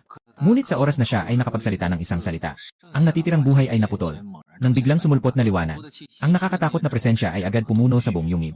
Sa gitna ng pagkabalisa, ang malaking butiki ay nakapag-angat lamang ng ulo nito. Ang atomic breath ay bigla ang bumuhos ng todo-todo. Biglang lumitaw ang isang aninong usisero. Nakatayo sa harap ng malaking butiking. Ngunit hindi nakayanan kahit 0.1 segundo. Nabali sa mga particle ng liwanag. Pagkatapos, halos walang paghinto ang tuloy-tuloy na atomic breath. Binato sa ulo ng malaking butiking. Sa pagitan ng malulungkot na huni, ang malaking ulo ay parabang natutunaw sa matinding asido. Mula sa labas hanggang sa loob, sunog na sunog, itim na itim. Pagkatapos ay nagiging abo. Habang tinitingnan ko ang walang ulo na katawan ng malaking butiki, naramdaman ko ang sakit sa puso. Sa loob lang ng 3 segundo, ang atom na hininga ay ginasta ang kabuang 60,000 na puntos ng ebolusyon. Ngunit sa susunod na sandali, bigla akong nakaramdam ng isang malaking enerhiya na walang anyo, na sumabog mula sa walang ulo na katawan ng malaking butiki. Napakabilis ng enerhiya. At sa isang iglap ay tumakbo ito patungo sa mataas na plataporma kung saan naroroon ang aking katawan. Direktang pumasok ang enerhiya sa katawan ng matanda. Nabigla ako. Hindi. Gumastos ako ng 60,000 na puntos ng ebolusyon. Gumamit ng atomic breath ng 3 segundo. Sabihin mo sa akin na kaya mong lumipat ng kaluluwa. Ang matandang tila bulok na kahoy ay biglang nabuhay. May balak pa sana akong mag-spray ulit sa matanda. Ngunit habang lumalaki ang aking katawan, mas malaki na rin ang sakop ng atomic breath. Hindi naman masyadong nakakatakot si lolo na yon. Pero kung sakaling maapakan niya ang sariling katawan, baka mas magandang ituro ang atomic breath sa asong husky na yon. Para mapaso rin ang kakaibang lolo na yon at matuyo. Samantala, magagawang iligtas ang sarili niyang katawan ng husto. Ang ulo ng ahas na parang sedan ay bahagyang gumalaw. Para akong nagpapaputok ng baril sa parke habang tinatamaan ang lobo. Bahagyang pinikit ang mga mata at nagsimulang tumutok. Tumingin sa malaking ahas na parang pinakamalalim na bangungot na lumalabas mula sa gitna nito. Nataranta ang husky sa mataas na plataporma. Ang matinding pagnanais na mabuhay ay umabot sa langit. Ngunit ang kanyang bibig at mga paa ay mahigpit na nakabalot ng mga damo sa tubig. Maaari lamang siyang makagawa ng mga ungol mula sa kanyang lalamunan. Sa kritikal na sandali, nagsuka ng dugo ang matandang nakasuot ng robe. Sa kanyang bahagyang nakabukas na mga mata ay may kalabuan, na may dala ng isang katahimikan ng kamatayan. Nais niyang itaas ang kamay upang punasan ang natitirang dugo sa kanyang bibig. Ngunit sinubukan niya ito ng 2 beses at hindi siya nagtagumpay. Nang walang magawa, ibinaba ng matanda ang kanyang kamay. Nakita ko ito kaya't huminto ako. Sa ideya na bigyan ng husky ng isang atomic breath. Sino ka ba talaga? Na kayang kontrolin ang ganitong higanteng hayop. Tila isa ka ring tao sa aming larangan. Hindi ko akalain na ako, si Limo, na nagtagumpay sa pagbaril ng gansa sa buong buhay ko, ay ngayon ay napisil ng gansa. Habang nagsasalita, umiinom siya ng dugo at ubo. Ano ba talaga ang nangyayari sa batang lalaki sa tabi niya? Ang iyong kakayahan bilang isang Daoist ay napakataas. Bakit hindi mo mapapansin na may balak akong gawin? Gagamitin ko siya. Si Limozi ay patuloy na ubo ng dugo. Malalim ang paghinga. Parang gusto niyang sabihin ang isang malaking lihim bago siya mamatay. Sumipsip ng gintong elixir na pinakamataas na cultivator.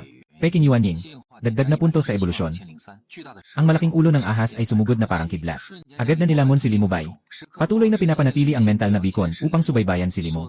Sa kanyang mga iniisip at nararamdaman, napansin ko na ang matandang ito ay talagang gustong magpabagal ng oras. At pagkatapos ay pinasabog ang mahika na sumasaklaw sa buong yungib. Ngunit ang anyo ko ay tila naguguluhan. Ang biglaang kilos na ito ay nagtakot sa isang husky na nakikinig sa tabi. Nang bigla itong natakot, nahiya ang husky at umihi. Naramdaman ang masamang amoy sa hangin. Nasa mga mata kong may guhit ang lahat ay puot. Pagkatapos, agad akong lumingon at sinimulang lamunin ang katawan ng walang ulo na butiki. Laminin ang piraso ng karne ng nagbago na butiking tubig. Dagdag na mga punto sa ebolusyon. Laminin ang piraso ng karne ng nagbago na butiking tubig. Tulad ng isang maliit na bundok ang katawan ng butiki. Sa huli, nagbigay lamang ito ng higit sa 2 milyong punto sa ebolusyon. Pagkatapos, tiningnan ko ang aking sariling katawan. Talagang hindi ko alam kung paano kumilos para maibalik ang kaluluwa. At sa pamamagitan ng pag-unawa sa pag-isip ni Limobay, nalaman ko na ako ang nagligtas sa taong nahulog sa tubig. Ito ay ganap na pinangangasiwaan ng kabilang pani. Ang dahilan kung bakit niya ito ginawa ay dahil siya ay nagtatago mula sa pagbagsak ng espiritual na enerhiya. Ang pananatili sa estado ng peking kamatayan ng masyadong matagal ay nagdulot na ng pagkabulok. Nais kong makahanap ng angkop na katawan para sa pagsasaklaw. Nasa isip ko ang mga alalahanin. Aking hindi sinasadyang inalog ang malaking ulo. Sa hindi ko inaasahang pagkakataon, sumulyap ako sa tabi. Isang husky na may mga mata na parang magnanakaw. May kakaibang bagay ang halimaw na ito. Bigla akong nagulat. Ang husky na ito ay may napakakakaibang kakayahan. Maaaring hindi ito mapansin ng tao ng kusa. Kahit na makalimutan ito, ang espiritual na signal ay nakakonekta sa kamalayan ng husky. At ako ay naguguluhan. Hindi mo ako makita. Hala, kaibigan, naririnig mo ba? Kung maririnig mo, tulungan mo akong alisin ang mga damo sa katawan ko. Pinipilit ng husky na itaas ang ulo nito. Tumingin ito sa akin na may mga mata na puno ng tubig. Mahigpit kong tiningnan ng husky at sinuri. Isang di nakikitang presyon ang nagwawasak. Wala akong narinig. Impossible ito. Malinaw na nagkaroon ng katalinuhan ang malaking tamad na ahas. Baka masyadong mataas ang antas ng komunikasyon ng isip para dito. Ang hindi mapigilang pagkabahala ay patuloy na umaakyat mula sa aking puso. Sigurado na ako. Walang duda, ito ay isang nakakainis na tsismoso. Ang ulo ng ahas na kasing laki ng kotse ay biglang bumagsak. Ang bibig ng ahas na kayang lunukin ang isang buong baka ay biglang bumuka. Sumpa, napakagwapo at makapangyarihan ko. Sa huli talagang kakainin ako ng isang ahas. Patawad, Ginoo. Hindi na makakapunta si Etienne sa'yo. Kahit saan man ako naroroon. Ginoo, kailangan mong alagaan ang iyong sarili. Nagdagdag ng 3,600 na takot mula sa si Chen Quan. Pagkalipas ng ilang sandali, nalaman ni Etienne na hindi siya nalunok ng buo. May kaunting pagkalito habang tumitingin sa paligid. Ngunit napagtanto na ang mga damong tubig na ginamit upang humawak sa kanya ay lahat naputol. Ang asong si Xiao Tian. Ganito ang itsura. Sino ka ba talaga? Bakit ka nasa loob ng isang husky? Ang boses ko ay umuusbong sa aking isipan. Biglang nagulat ang husky. Magpus ka ng isang astig na postura. Ako ay ang Diyos ng langit, ang aso ng himala, ang Xiao Tin Kun. Nakatatalaga sa ilalim ni Silanji Siganyan. Kapag nakita niyo ako, agad magpasalamat at magpahayag ng paggalang. Ako ay may mata na parang ahas, puno ng pilyang ngiti. Nagsusumamo ang dila ng ahas. Humuhuni ng isa habang nagsasalita. Bibigyan kita ng isa pang pagkakataon na ipakilala ang iyong sarili. Kung magpapakalat ka pa rin ng gulo, isubo mo na lang ng buo. Sandali, natakot si Hatuchi. Ano ba? Talagang ako si Xiao Tianquan. Pero ngayon ay nasa rebirth na estado. Sa ngayon, mahina pa ang lakas ko. Pero unti-unti akong gagaling. Minsan ay makakakuha ako muli ng aking tunay na pagkatao. Kaibigan, bakit hindi mo ako tulungan na hanapin ang aking amo? Kapag nahanap natin ang amo, ako na ang bahala na makipag-usap sa kanya para sa'yo. Para tanggapin ka rin bilang alaga. Sama-sama tayong babalik sa langit bilang mga Diyos. Naiintindihan ko. Ito ay isang aso na may siraang bait. Pagkatapos, hindi ko na siya pinansin. Nagsimula akong mag-imbestiga sa buong yungib. Sa pinakalalim ng yungib, nakatagpo ako ng isang maliit na silid na bato. May mga inukit na mesa at upuan sa loob. at isang kama na bato. Dapat ito ang silid tulugan na inihanda ni Limubai para sa kanyang sarili. Sa ibabaw ng batong mesa ay may ilang kahon na inukit mula sa asul na bato. Dahil sa malaking katawan, hindi ako makapasok sa kamang bato. Tanging nakatitig lang sa mga batong kahon na yon, nag-aalala. Hanggang sa pumasok ang nakakalokong anino ng husky sa kamang bato. Nangangamoy ng walang pakundangan. Saka ko na naalala. Kunin mo yung mga nasa ibabaw ng bato. Ayaw ko nang makipag-usap sa husky. Diretso na lang akong magbibigay ng utos. Pagkatapos ay nakita ang buntot ng husky, na nanginginig na parang bentilador. Maayos na inilabas ang mga kahon ng bato isa-isa. Iba-iba ang laki ng mga kahon. At kakaiba ang mga laman nito. May isang mahabang tabak. At isang kalasag na kasing laki ng mukha ng tao. 3 kwelyo. Isang kampanang tanso. Ilang piraso ng jade na bato. At ilang bagay na hindi ko alam ang pangalan. Sabihin mo nga, ano ang mga bagay na ito? Anong gamit nila? Mga basura lang na mahikal na kagamitan. Luma at sirang bakal. Noon dati, bago pa ako muling isilang bilang isang Diyos, hindi pa ako tinitignan ng diretsyo. Kasangkapang pang-espiritu. Yung gamit na pang-espiritu na ginagamit lang ng mga may sakit sa mga nobela. Naalala ko si Mong Ujai. May dala siyang isang kasangkapang pang-espiritu. Napakahalaga nito sa kanya. Pero para magamit ang mga bagay na ito, kailangan munang i-refine at kilalanin ang may-ari. Kailangan din ng tunay na enerhiya para magamit ito. Sa ngayon, hindi ko ito magagamit. Ang dila ng ahas ay lumalabas at bumabalik. Bumuka ang malaking bibig. Ipinapasok ko ang mga bagay na ito sa aking personal na espasyo. Nakatagpo ng mga kasanayan sa pagsasanay sa espasyo. Maaaring ipagpatuloy ang pagsusuri. I-convert ito sa module ng pag-unlad. Gusto mo bang ipagpatuloy ang pagsusuri? Ipagpatuloy. Tumingin sa 3.8 milyong evolution points na hindi pa mainit. Sa isang iglap, nabawasan ng 2 milyong. Parang tumutulo ang aking puso. Pero sa susunod na sandali, lahat ng impormasyon tungkol sa paboritong isinalin sa aking isipan. Hindi lang ito tungkol sa mga teknik, kundi pati na rin sa mga karanasan ni Limubai sa pag-aaral at sa kanyang buhay. Si Limubai ay isang mambabatas mula sa klan ng mga tagapangalaga ng hayop.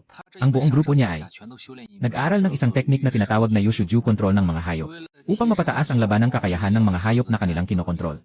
Ang Yushuzong ay espesyal na lumikha ng isang pamamaraan na angkop para sa pagsasanay ng mga halimaw na tinatawag na Beast Emperor Technique. Natapos na ang pagsasagawa ng pamamaraan. Ang module ng pag-unlad na Beast Emperor Technique ay na-load na. Pagka-load pa lang, naramdaman ko na sa loob ng aking katawan na ang enerhiya ay naging maayos at organisado. Ang enerhiyang dati ay nakakalat sa buong katawan. Nag-ipon-ipon bilang mga hibla na hindi naman talaga umiiral. Patuloy na dumadaloy ayon sa isang tiyak na ruta. At ngayon, ang espiritu na dati ay hindi nararamdaman. Ay malinaw nang nakikita sa aking kamalayan. Parang batang paslit na natanggap ang paboritong laruan. Di maiwasan na pasiglahin ko ang paggalaw ng enerhiya sa aking katawan. At kusang nagsimula ang aking pagsasanay. Ang malaking katawan ay parang isang malaki at malakas na vacuum cleaner. Sa ilang hinina lang, naubos na niya ang buong kuweba ng enerhiya dito. 2 milyon na puntos ng ebolusyon. Natitirang 1,800,000 na puntos ng ebolusyon. Pinili kong mag-upgrade. Matapos ang 3 beses na pag-angat, naging level 12 na ako. At ang haba ng katawan ko ay umabot na sa nakakatakot na 50 metro. Susunod na kinakailangan para sa pag-upgrade. Ang mga puntos ng ebolusyon ay naging 1 milyon. Sa maikling panahon, mahirap makuha ito. Ngayon, ako. Bawat kaliskis ay kasing laki ng gulong. Ang malaking ulo ng ahas ay kasing laki ng isang van. Ang buong katawan ay naglalabas ng natatanging amoy ng makapangyarihang halimaw. Umikot ang katawan. Nararamdaman ang malaking pagbabago mula sa pag-akyat ng 3 antas. Tumango ako ng may kasiyahan. Sa oras na ito, nakatayo ang aking itaas na katawan. Kaya kong tanawin ang katawan sa mataas na plataporma. Punong-puno ng panghihinayang ang mga mata ng malaking ahas. Kahit gaano pa ako kalakas. Hindi ko pa rin natagpuan ang paraan upang maibalik ang aking pagkatao. Pero pagkatapos kong mag-aral ng Beast Emperor Technique, naramdaman ko na ang buong kuweba ay may nakalatag na aray at daloy ng espiritu. Ang mataas na plataporma ay siyang sentro ng aray ng buong kuweba. Ang mga otomatikong gumaganang aray ay maaaring kunin ang espiritu mula sa paligid at sa ilalim at iproseso ito sa pamamagitan ng maraming pagbabago upang gawing espiritu. Iniksyon sa ibabaw ng mataas na plataporma. Ang sariling katawan ay nananatili sa mataas na plataporma. Magpapalakas ito ng tuloy-tuloy, kahit gaano pa katagal. Kahit hindi na kusang mag-ensayo. Ang katawan ay maaaring lumaki hanggang sa maging katulad ng isang malakas na mandirigma. Para maging sigurado, nagpasya akong ipagpatuloy na manatili ang katawan sa loob ng kuweba. Hanggang sa makahanap ako ng paraan upang ilipat ang aking kaluluwa. Pagkatapos ay pinagana ko ang Beast Emperor Technique. Ang nakakatakot na katawan ay unti-unting lumiit, hanggang sa ang haba nito ay naging 20 metro. Dito lamang ako tumigil. At kasabay ng tuloy-tuloy na pag-upgrade, nakahawak na ako sa bottleneck ng Titan Python template. Upang patuloy na maitaguyod ang aking lakas, kailangan mong i-redeem ang kahon na may ranggong ginto o mas mataas pa, para makakuha ng bagong template. Pero ang dami kong takot na puntos kaya nakakalito. Kailangan kong mag-isip kung paano ipakita ang aking nakakatakot na dambuhalang katawan ng ahas. Habang naghahanda akong umalis, biglang may takot na aso na kumakabog. Kaya huminto ako sa pag-ikot-ikot. Nakalimutan na naman ang nababaliw na husky na yon. Anong lahi ba talaga ng hayop ito? Bakit palagi kong hindi namamalayan ang presensya nito? Pinaikot ko ang aking ulo at iniluwa ang kwelyo na iniwan ni Limubai at isinusot ito. Isang malamig na boses ang umabot mula sa puso ng husky at agad niyang nakita ang layunin ng kwintas na ito. Ako ay si Xiao Shenquan. Ako ay isang tunay na Diyos ng langit. Ang aking amo ay si Erlang Zhenjun. Hindi mo ako maaaring alipinin gamit ang ganitong mababang bagay. Sinasabi ko sa'yo, kapag natagpuan ko ang aking amo, tumahimik ka, nasuot o hindi. Isang hikbi. Ang husky na si Ichean ay mapagpakumbabang ibinaba ang ulo. Ang dalawang paa niya ay mabilis na inabot ang kwelyo at isinuksok sa lig niya. Ang mabalahibong buntot ay pabago bago ang pagsayaw sa gilid. Mula ngayon tatawagin mong Old Ha. Pagkatapos ng sandali, umalis na ako sa tubig ng Lake Lozhao. Hindi ko alam kung kailan. Nakarating ako sa lugar ng Yunming's Natural Ecological Park. Mga kapamilya, narito na ang Yunming's Nature Reserve. Nasa loob na tayo ng reserve. Sana hindi tayo makatagpo ng higanteng ahas na naranasan ni Awei. At mula nang mangyari ang insidente sa livestream ni Awei, mas lalo pang sumikat ang Yunming's Nature Reserve. Kaya't ang mga streamer na gustong samantalahin ang popularidad ay pumili ng lugar ng live sa Eco Park. Sa mismong bangketa sa paligid ng mga reeds, ay nagsasama-sama na ng mahigit 20 streamer. Lahat sila ay nagkukunwaring nag-imbestiga sa mga kasabihang tungkol sa Yunming's Nature Reserve. Halos araw-araw silang nagpupunta para mag-check-in, kahit na walang nakuha. Ngunit ang magandang kapaligiran at tanawin ay nananatiling dahilan para sa maraming netizen na manatili sa livestream. Nakatago ako sa ilalim ng tubig sa malayo. Tahimik na pinapanood ang lahat sa aking harapan. Ang dila ng ahas ay puno ng puso. Noong nakaraang beses sa hilagang dalisdis ng daking Shan, nakatagpo ako ng isang wild streamer na nagbigay sa akin ng napakaraming takot. Palitan ito ng isang kahon ng ginto. Ngayon, mas nakakabighani. Sa tulay lamang, may higit sa 20 na mga streamer. Kung ang bawat streamer ay makakapag-ambag ng kasing dami ng takot sa live stream ni Wild Away, maaari akong makakuha ng ilang diamond level na kahon. Siguradong makakakuha ako ng mas mataas na template upang malutas ang mga hamon ng ebolusyon na aking kinakaharap. Matapos gumawa ng isang kumpletong plano sa aking puso, nagsimula akong umikot patungo sa malawak na mga tambo, kasabay ng aking paglangoy. Maraming mga ibon at mga gansa ang lumipad. Napaka-epiko ng sandaling iyon. Napansin din ng mga tao sa tulay at sa dalampasigan ang kakaiba. Sabay-sabay na itinutok ng mga host ang kanilang mga kamera. Itinutok ang mga ligaw na pato at mga ibon sa tubig na umaangat. May mga host na sumisigaw ng buong lakas, na nagmamadaling sumigaw sa mikropono. Iba't ibang mga salita na parang putok ng baril. Lahat ay tumama sa live streaming room. Sa bawat live streaming room, may mga sigaw at iyak. Lahat ng tao ay naiinip na. Habang ang lahat ay nag-isip at nag-uusap. Pabilis ng pabilis ang aking bilis sa tubig. Sa haba kong 20 metro, hindi ko lubos na nailantad ang aking sarili sa ibabaw ng tubig. Kung titignan mula sa itaas, makikita lamang ang isang malaking itim na anino na mabilis na umuusad patungo sa lokasyon ng tulay. Hindi ligtas sa tulay. Mabilis na lumikas. Sa mga sandaling iyon, ang mga tagapangasiwa ng parke na patuloy na nagbabantay sa paligid ay napansin na may hindi tama. Ang mga bisita sa tulay ay nakaramdam din ng panganib. Nagsimula silang tumakbo pabalik. Ngunit ang mga nagbablog na may hawak na selfie stick at mataas na itinatagilid ang mga cellphone ay hindi nagpatinan. Patuloy pa rin silang nagre-record sa harap ng maraming tao. Sa wakas ay nakarating ako malapit sa pier. Ang malaking katawan ay bahagyang lumitaw sa paningin ng publiko. Sa distansyang 10 metro mula sa pier, sumabog ang tubig. Isang itim na anino ang sumulpot. Ang malaking katawan ng ahas ay ganap na naipakita sa harap ng lahat. Ang mataas na alon ng tubig ay direktang bumagsak sa ibabaw ng tulay. Ang mga hindi nakatakbo ay nabasa mula ulo hanggang mukha. Lahat sila ay naging basang-basa. Ngunit sa oras na ito, wala nang nagmamalasakit. Kung sila ay basang-basa na, ang tanawin sa harap nila ay nagdudulot ng labis na takot. Sa ilalim ng araw ng tanghali, ang tubig ng lawa ay tila inukit mula sa itim na jade. Dahan-dahang dumadaloy sa kaliskis. Ang ulo ng ahas na kasing laki ng kalahating kotse ay mataas na nakataas. Ang napakalaking katawan ng ahas, kahit na isang katlo lang ang nakalabas, ay kasing taas ng 2 palapag. Natatanging katangian ng higanting reptilya. Parang isang dambuhalang halimaw na umaatungal sa buong mundo. Nagdagdag ng 1,000 sa takot ni Wang Haoshan. Si 45 nagdagdag ng 1,000 sa takot ni Liu Huina. Si 159 ang antas ng takot ay labis na tumataas. Masaya akong sumigaw sa mga takot. Muling umuungal ang mga tanga sa karamihan. Sa isang iglap, ang antas ng takot ay umabot sa rurok. Pagkatapos, lumiko ako at biglang sumisid sa tubig. Ang aking espiritual na tagapagpahiwatig ay maaga nang nagbukas. Ang 300 metrong radius ng aking pandama ay nagbigay sa akin ng kaalaman sa lahat sa tabi ng dalampasigan. Yung ilang mga streamer sa pier, hindi sapat para sa aking gana. Pinaikot ko ang aking katawan at lumangway patungo sa dalampasigan. Kailangan kong makatikim ng lahat ngayong araw. Nagsimula nang kumalat ang tao. Ngunit mas marami ang nanghihina, na bumagsak sa lupa. Ang mga sigaw at iyak ay pumuno sa buong lugar. Isang matinding takot ang bumabalot sa bawat manonood ng live stream. Maraming tao ang hindi makatiis sa nakakatakot na tanawin ng higanteng ahas na sumisipsip ng tao at umalis sa live stream. Ngunit mas marami pang tao ang dumating at nag-umapaw sa live stream. Kahit na nagkaroon ako ng ilusyon na busog na ako, bumalik ako sa pantalan at muling tumindig ng tuwid. Sumisigaw sa harap ng mga kamera, hanggang sa tuluyang umatras ang mga tao sa baybayin. Doon lang ako nakontento at nagtungo sa susunod na lugar. Ngayon, sa lahat ng pumunta sa Yunming's, mga kaibigan na nagla-live stream sa Eco Park, kailangan niyong alagaan lahat. Sabi ko na, parang nagbubula ang buong Eco Park na parang pinakulo ang mainit na tubig. Hindi tumitigil ang kumulo. May balita tungkol sa malaking sawa na nakita sa direksyon ng Yunming's Nature Reserve. Parang bagyo.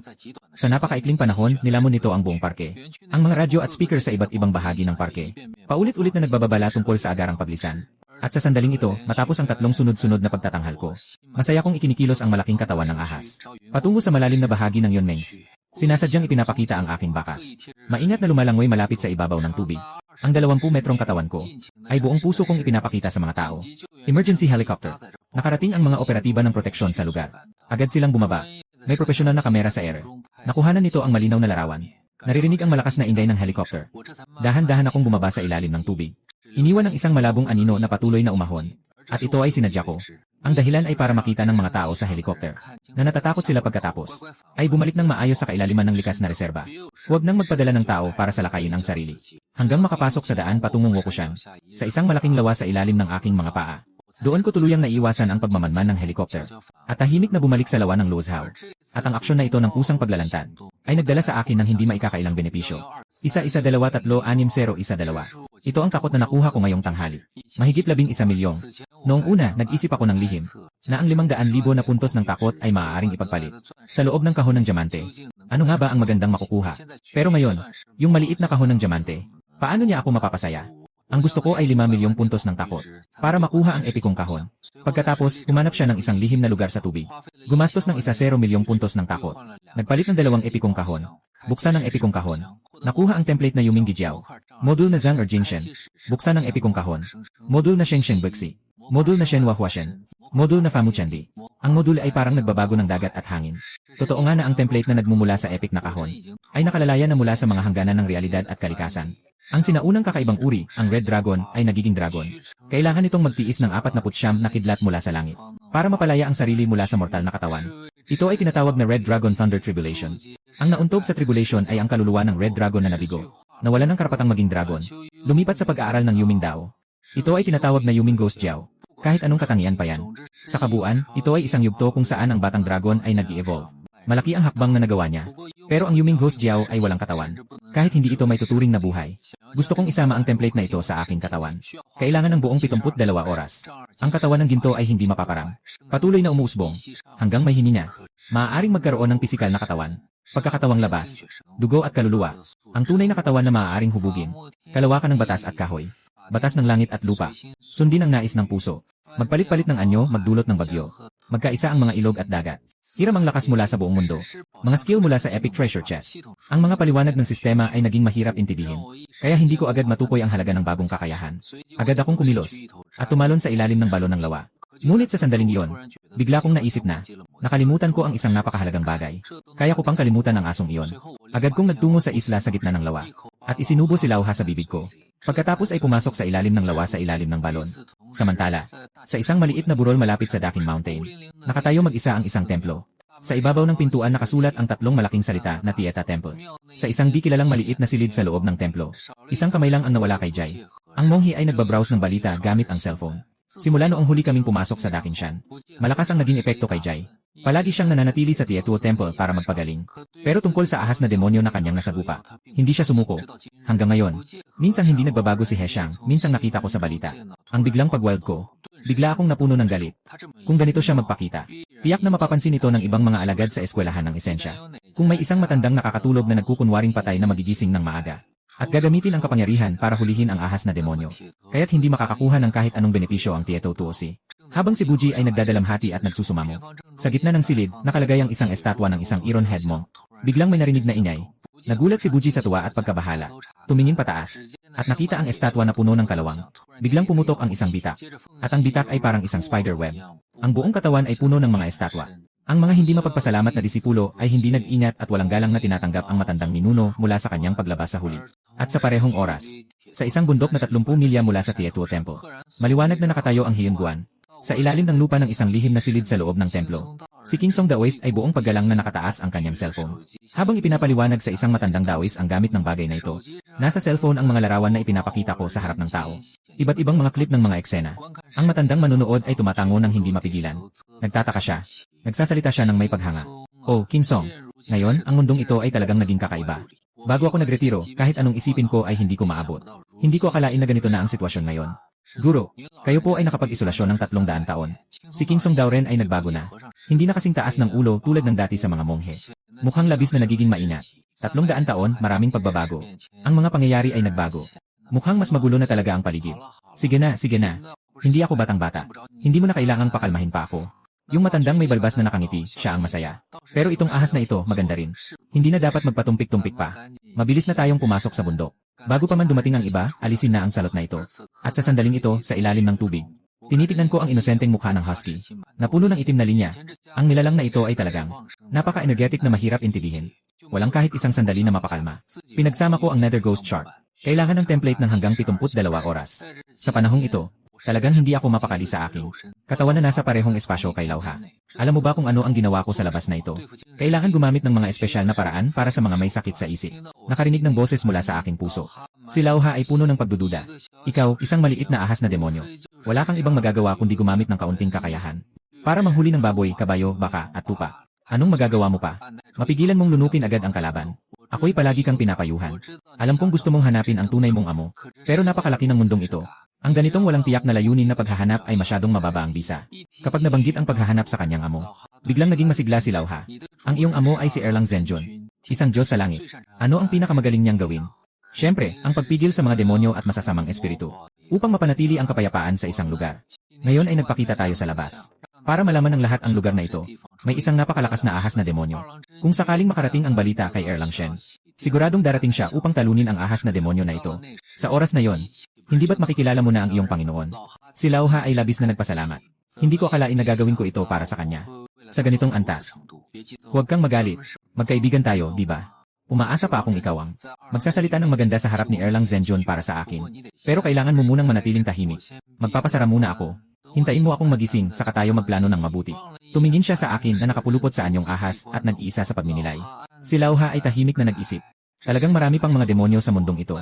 Ang mahabang 72 oras. Si Lauha ay tumupad sa kanyang pangako. Patuloy siyang nanatili sa ilalim ng mataas na plataporma. Ngunit paminsan-minsan, ang asong ito ay tumingin pataas sa mataas na platform, ang aking katawan. Sa malikot na mata ko, madalas may nakikita kang pag-isip. Muling bumalik ang pakiramdam na pamilyar na naranasan ko na dati. Ganap na kontrol ng sistema ang aking katawan. Parang isang tagamasid lang. Nakita ko ang bawat pagbabago sa aking katawan. Mas pinong antas kaysa sa Jin ang patuloy na bumabagsak. Patuloy na muling binubuo. Nasa kalagitnaan na. Naiintindihan ko na ang pangwakas na layunin ng malaking proyektong ito. Ako ay magiging isang kalahating pisikal na kalahating espiritu na nilalang. Ang mahabang 72 oras ay sa wakas lumipas sa akin. Matyagang paghihintay, pinagsama na ang bagong template ng malaking ahas. Ang katawan ay nagkaroon ng napakalaking pagbabago. Sa oras na ito, ang aking presensya ay parang nakatingin sa bulaklak sa ulap. Malabo at mahirap abutin. Tila totoo ngunit hindi. Mula sa loob hanggang sa labas, may dala itong napakahirap tukuyin na kakaibang aura. Ang orihinal na berdeng liwanag sa aking patay na mga mata. Ngayon ay tila naging parang apoy ng multo. Nakakakilabot tingnan. Ang pinakamalaking pagbabago ay nagmumula sa katawan ng ahas. Dalawang panig na may 4 na matutulis na pangil. Ang 4 na malakas na pangil na ito ay hindi tunay, kundi isang ilusyon. Kapag tinamaan ng ganitong pangil, hindi lamang ito magdudulot ng pisikal na pinsala, kundi maaari ring direktang makasakit sa kaluluwa. Mas importante pa rito, matapos kong pagsamahin ang Ghost Demon Dragon na template, nabuo ang bagong kakayahan. Pagpapalit ng realidad at ilusyon, kahit ang malaking katawan ng ahas ay maaaring mag-transform mula sa solid sa illusion kapag kinakailangan. Makatawid sa mga bahagyang makapal na hadlang. Sobrang nasisiyahan ako sa bagong evolusyon na template. Ang iyong kakayahan sa laban ay tumaas ng higit pa sa isang antas. Pero hindi pa tapos. Naload na ang module ng 8 talampakan na gintong katawan. Naload na ang module ng panlabas na pagpapakatao. Naload na ang module ng langit at lupa ng pilosopiya. Naload na ang module ng pagbabaligtad ng ilog at dagat. Naload na ang module ng patuloy na buhay. 5 kasanayan na nagmula sa mga epikong kahon ang naload. Hayaan mong muling tumaas ang aking lakas. Pagkatapos ay kumilos ako ng kaunti. Ang katawan ko ay mabilis na lumiit. At muling naging 1 metrong haba na ahas na cauliflower. Habang ang gulat na si Lauha ay maagang nakatayo sa tabi.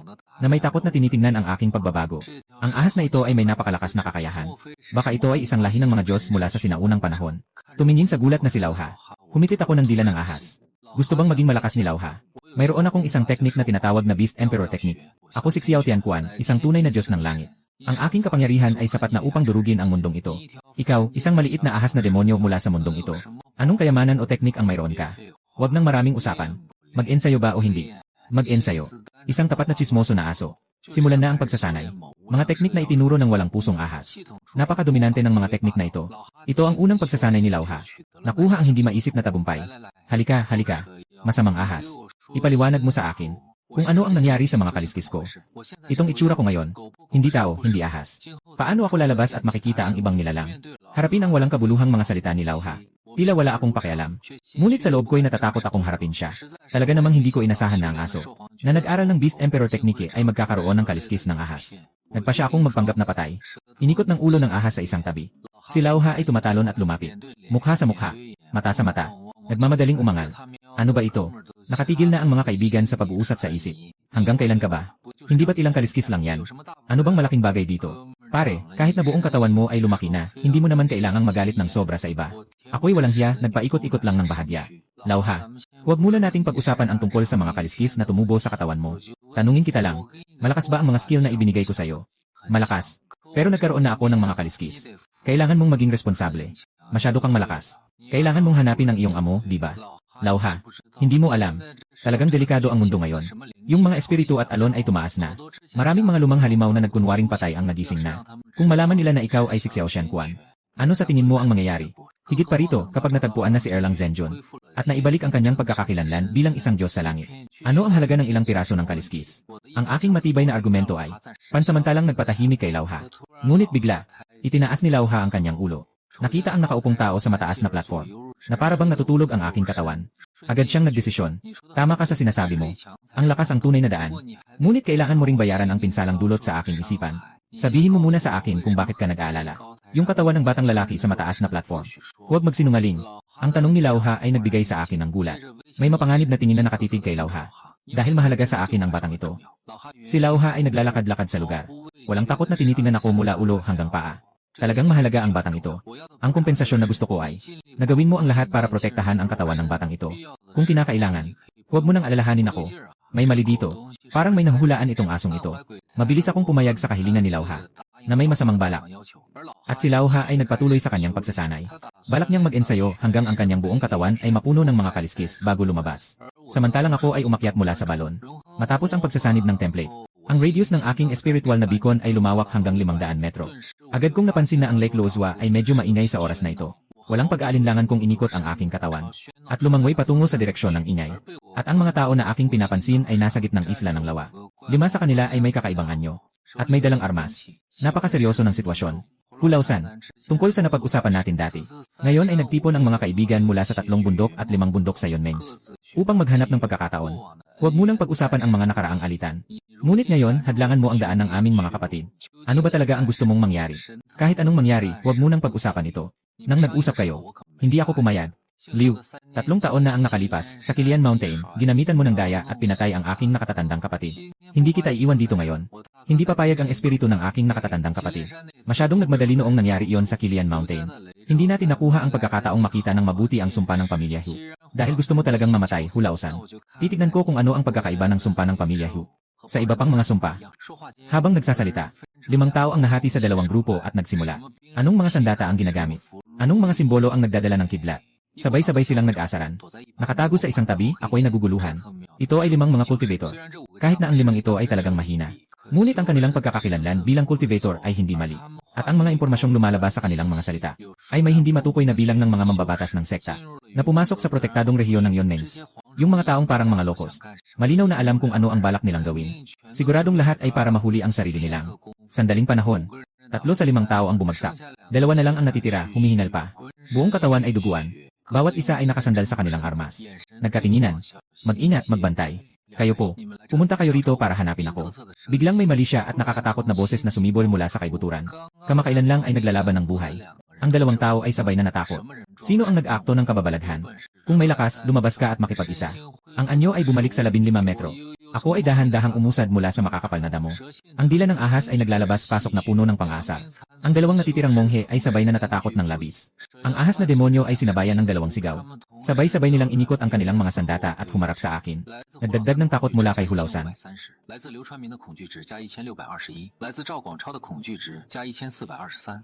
Oh no, may isa sa lupa na nagkukunwaring patay. Tunay na tuso ang puso ng tao. Ilan kayong lahat na nandito? Isang nakakatakot na boses ang muling umusbong mula sa puso ni Hulausan at ng iba, umaalingaw-ngaw. Patak ng pawis na parang butil ng munggo ang patuloy na bumababa mula sa noo. Hindi inasahan ni Hulausan na gusto ni Lolo na mamatay kaming magkasama. Ang swerte talaga.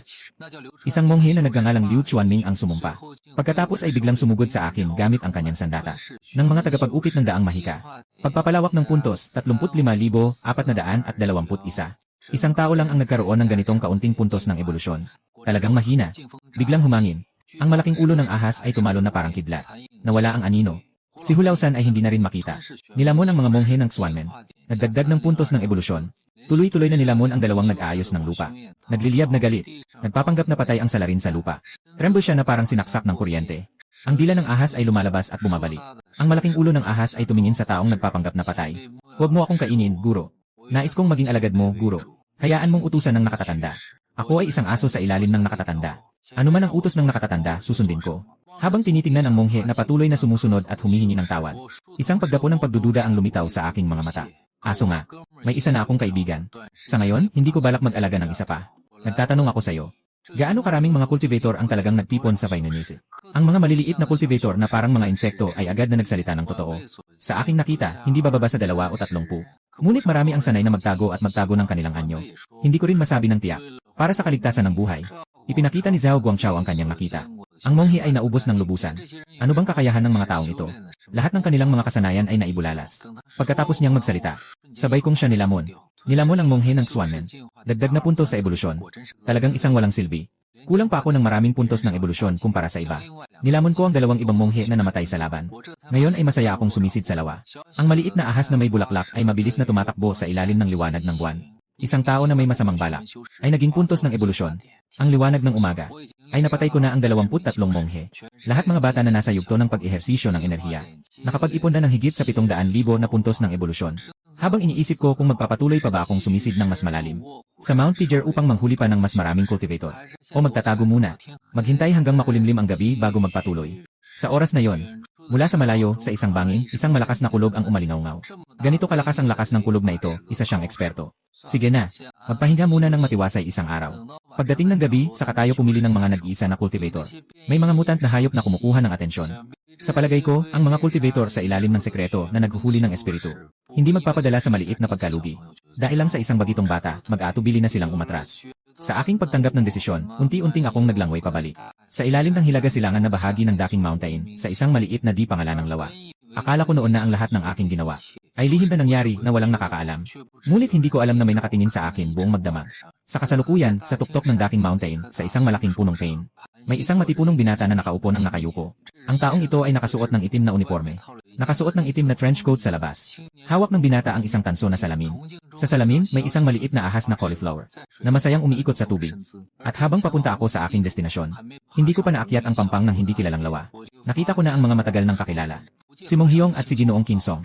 Ang dalawang ito ngayon ay nagbago mula sa dati nilang matatag na postura. Lahat sila'y nakayuko at naglilingkod sa kanilang matandang ninuno, si Tia Tuo. Ikaw ay ganito pa rin, walang pakialam. Silaw daw ng heron. Hindi ka rin ba ganoon? Pareho ka pa rin nagpapanggap. Silaw daw ng heron na may puting buhok at balbas. May hitsura ng isang Diyos na may karunungan. Ang kaguluhan ng ahas na demonyo na ito ay napakalapit sa ating dalawang pamilya. Sa emosyon at sa katwiran. Dapat tayong kumilos upang supwin ito. Ngunit ang mga kasama ay nalimutan ang kanilang prinsipyo. At nagmadaling sumugod. Ironhead, ano ang naiisip mo? Si Hilaw daw ay may mukha ng makatarumang galit. Ngunit ang kanyang mga mata ay puno ng kasiyahan. Ano ang maaari kong isipin? Sino ang manghahas na agawin ang benepisyo ng Ironhead Tuo? Iyan ay walang katapusang laban. Hindi itinatago ni Ironhead Tuo ang kanyang pagiging malupit. Habang nagsasalita, kumuha siya ng isang piraso ng tanso na kasing laki ng tasa ng tsaa. May mga mata siyang parang tatsulok na nakatitig ng matindi. Tinitingnan ng matandang puting crane ang paligid. Parang pumipili ng tamang lugar para umaksyon. Hindi. Sa pagkakataong ito, ang ahas na demonyo ay lumitaw. Kahit sino, tao man o hindi, ay gustong makakuha ng bahagi. Ayon sa sabi-sabi, ang dugo ng pagpatay ay nagpakita rin. Ang ibig kong sabihin, mas mabuti kung magtutulungan tayo. Huliin muna ang ahas na demonyo bago pag-usapan ang iba. Ang mga salita ng matandang puting crane ay puno ng damdamin.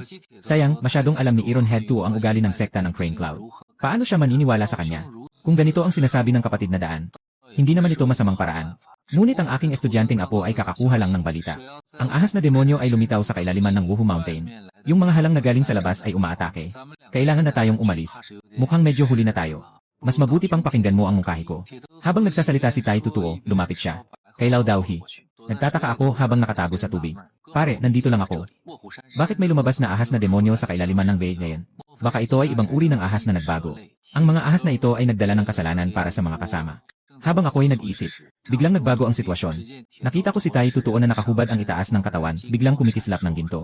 Ibinabato ang hawak na tanso na tungkod. Tinutok ito sa sentido ng matandang sihi. Si Bai Hilaw daw ay puno ng gulat. Ang pamilyar na tanso na baston ay walang tigil na tumama sa kanyang sentido. Ngunit ang dugo na dapat sana ay lumabas ay hindi nagpakita. Ang baston na may hangin ay walang hadlang na. Dumaan sa ulo ni Bai Hilaw daw. Ito ay isang ilusyon. Ito ay isang ilusyon. Si Tai Tutu. Nagsara ka ng daan sa loob ng isang siglo, ngunit hindi nagbago ang iyong masamang ugali. Ngayon, ako, ang matandang daan, ay kikilos para sa langit. Upang puksain ka, itong salot. Ang boses ng matandang puting ibon ay umabot mula sa likod ni Ironhead. Biglang inalog ang kanyang pamaypay sa kamay. At malakas na tumama sa hubad na likod ni Ironhead. Isang malalim na tunog. Ang likod ni Ironhead ay kumikislap ng liwanag ginto. Nagsalubong siya ng 2 hakbang pasulong. At nagbuga ng dugo. Ngunit hindi siya nag-alala. Sige lang. Agad na naglaban ang 2 matandang lalaki. Hinugot ng matandang King Song ang kanyang kingping na espada. At tumalon patungo sa mongheng si Bujay na may isang braso na lang. Nakatitig ako na parang nabewitch. Ganito ba talaga ang mundo ng mga nag-aaral ng Swanmen? Kiyang Tanso. Nandito tayo sa labanang ito para sa ating buhay. Kung hindi, makikinabang ang iba. Mas mabuti pang itigil na natin ito. Ang mungkahi ko kanina ay nananatiling wasto. Maaari tayong magtulungan na pumunta sa Wuhu Mountain para makuha ang ahas na demonyo. Mukhang may pag-aalinlangan ang matandang tao na sihi na nasa magandang posisyon.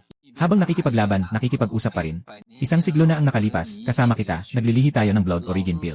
Naglakbay ako sa hilaga at timog, naghahanap sa iba't ibang lugar. Mahirap man, nakalikom ako ng 100 buntis na babae.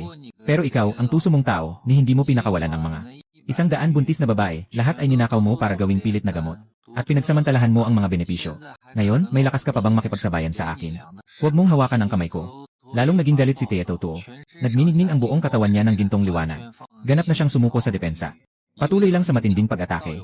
Naiintindihan mo ng mali ang iyong pagkakaintindi. Yung 100 tao ay maaari lang makagawa ng isang Blood Origin Pill. Masama ang epekto kapag hinati-hati ang pagkain nila. Nais kong unahin ang pag-angat. Bago tulungan ang kaibigan sa paggawa ng pangalawang. Hindi ko inasahan na bababa ang espiritual na enerhiya. Kaya't kinailangan kong magpanggap na patay upang makaiwas sa panganib. Kapag natapos na ang mga bagay dito, tiyak na gagawa ako ng isang Blood Yuan Pill para sa kaibigan. Bilang kabayaran, ano sa tingin mo, kaibigan? Siraulong tao. Lumipas na ang 100 taon. Akala mo ba'y madadaya mo ako? Si Tiang Ulo ay nagliliyab ng ginto mula ulo hanggang paa. Sa isang iglap, napasubo si matandang puting crane, walang magawa. Isang malungkot na sigaw. Siyempre, hindi na siya makapangyarihan. At kulang pa ng isang braso si Mong Pujay, na nasugatan ang espada ni King Song sa kanyang baywang. Itigil na, itigil na. Huwag na tayong lumaban. Nang makita ang panganib ng aking alagad, tumalon si Tai Tutuo sa gilid at kusang itinigil ang laban.